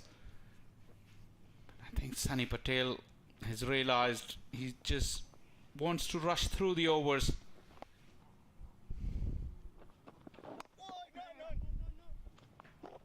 It's always a good feeling as a spinner to rush through your over. You don't give enough time for the batters to settle down, for them to think, and before you know it, the over's gone. 6 deliveries. Yeah, we've seen in this team, Amila Ponso, the left-arm spinner. I think if we had a stopwatch to calculate, probably he'll be the one bowler in the entire tournament who completes his over quicker than anyone else. I've seen him for years now, and I'm pretty sure he will take that award. He really rushes them through. Oh dear, got a hand to it. The bails have been taken off. I think the non-striker was in his ground. I'm not really sure even if there was an appeal made here.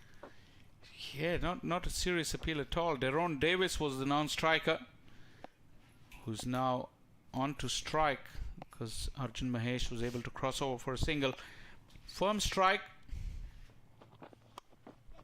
Backing away, creating some extra room, as that's going to run away for 4 runs. Few late runs coming in here for the Mustangs Academy. This is the previous delivery. Sunny Patel managed to get a hand on it. Correction, this is not the previous delivery that he got his hand on. This is the boundary. Second boundary of the over.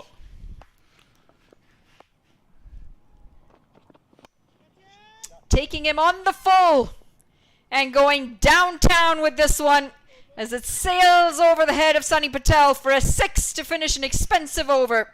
19 gone. It's 139 for 7.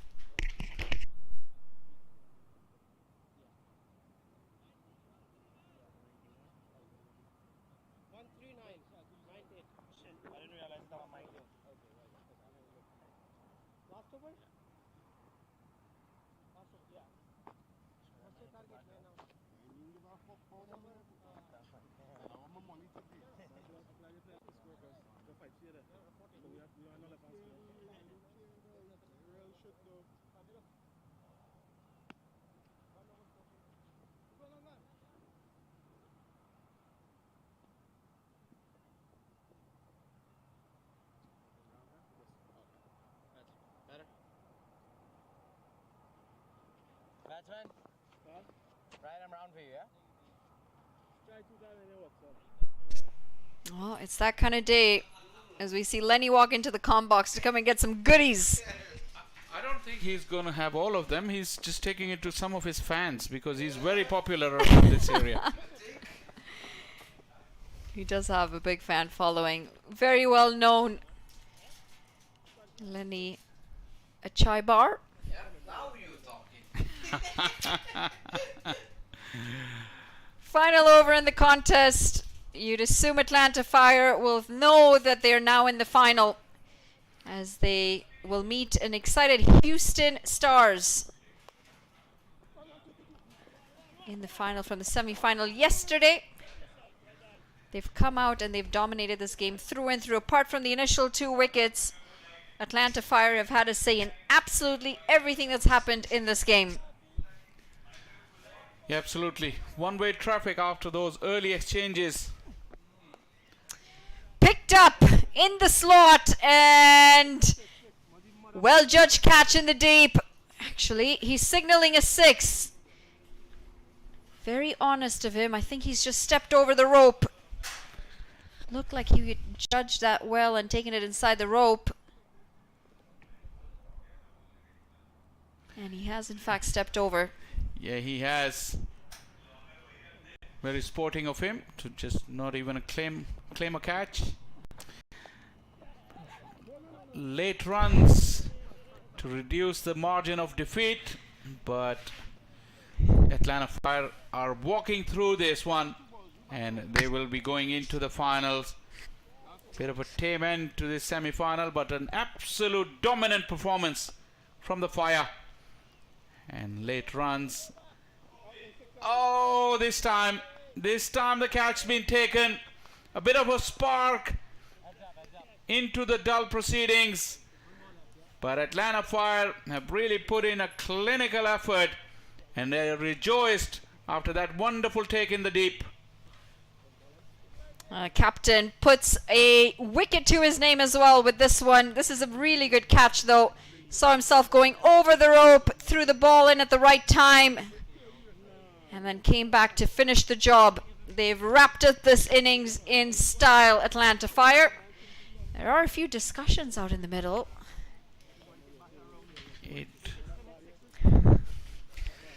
Eight wickets down now, 147 with 2 deliveries to go.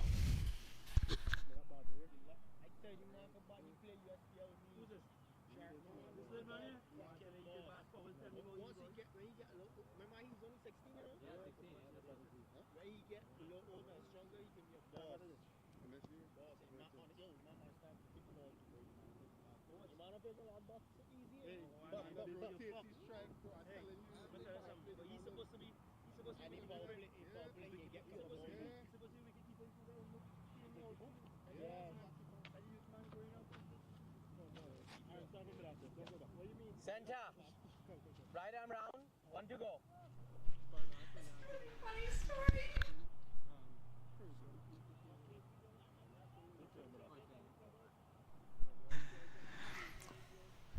You know when you're in the victory moment, you bring out your best commentary. End of innings and time. That was the final delivery, and that was that for Atlanta Fire. They are going through to the final. Stephen Taylor getting the wicket in the final over, but the Mustangs Academy held on. They were 8 down for 147, were able to bat through to their 20 overs, but losing this contest in a huge margin. Not really a contest at all for the past hour or so, where Unmukh Chand, when he was dismissed, literally that was the end of the fight back from the Mustangs. Mustangs did well to get that far, but today the applause and the moment belongs to Atlanta Fire. And truly well deserved. Started a little shaky first up and came back so strong with the bat. The runs that they put on came as frequently as possible. Plenty of sixes hit all around the park today. And Mustangs Academy, well, they just never really showed up today. Didn't show up with the ball, couldn't show up with the bat. Stephen Taylor leading them off the field. He'll be a happy captain as they now regroup and get ready for a big final tomorrow where they face the Houston Stars. Well, quite a few boxes ticked for Atlanta Fire. Oberspinar has been the form man throughout, once again playing a wonderful knock. Rajdeep Darbar has also been amongst the runs. Aaron Jones came good, and we saw plenty of good batting from him, but this batting card reflects very, very poorly on the Mustangs Academy. They really capitulated under some immense pressure. Apart from Unmukh Chand with his 21 and Jamar Hamilton with his 24. A late push, too late from Daron Davis and Arjun Mahesh, chipping in with 30s from both of them. But the target just a little too big on this occasion. Atlanta Fire, wickets were shared around. Amila Ponce once again terrific with 3 wickets, was the pick of the bowlers.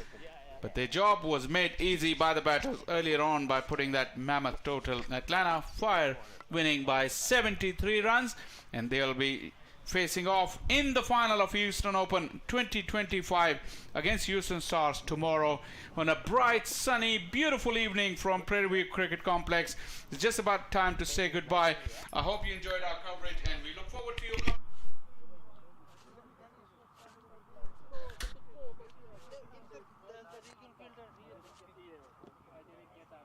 Hi, Sanket. I don't see you, man. That was very good seeing you, man. Good seeing you.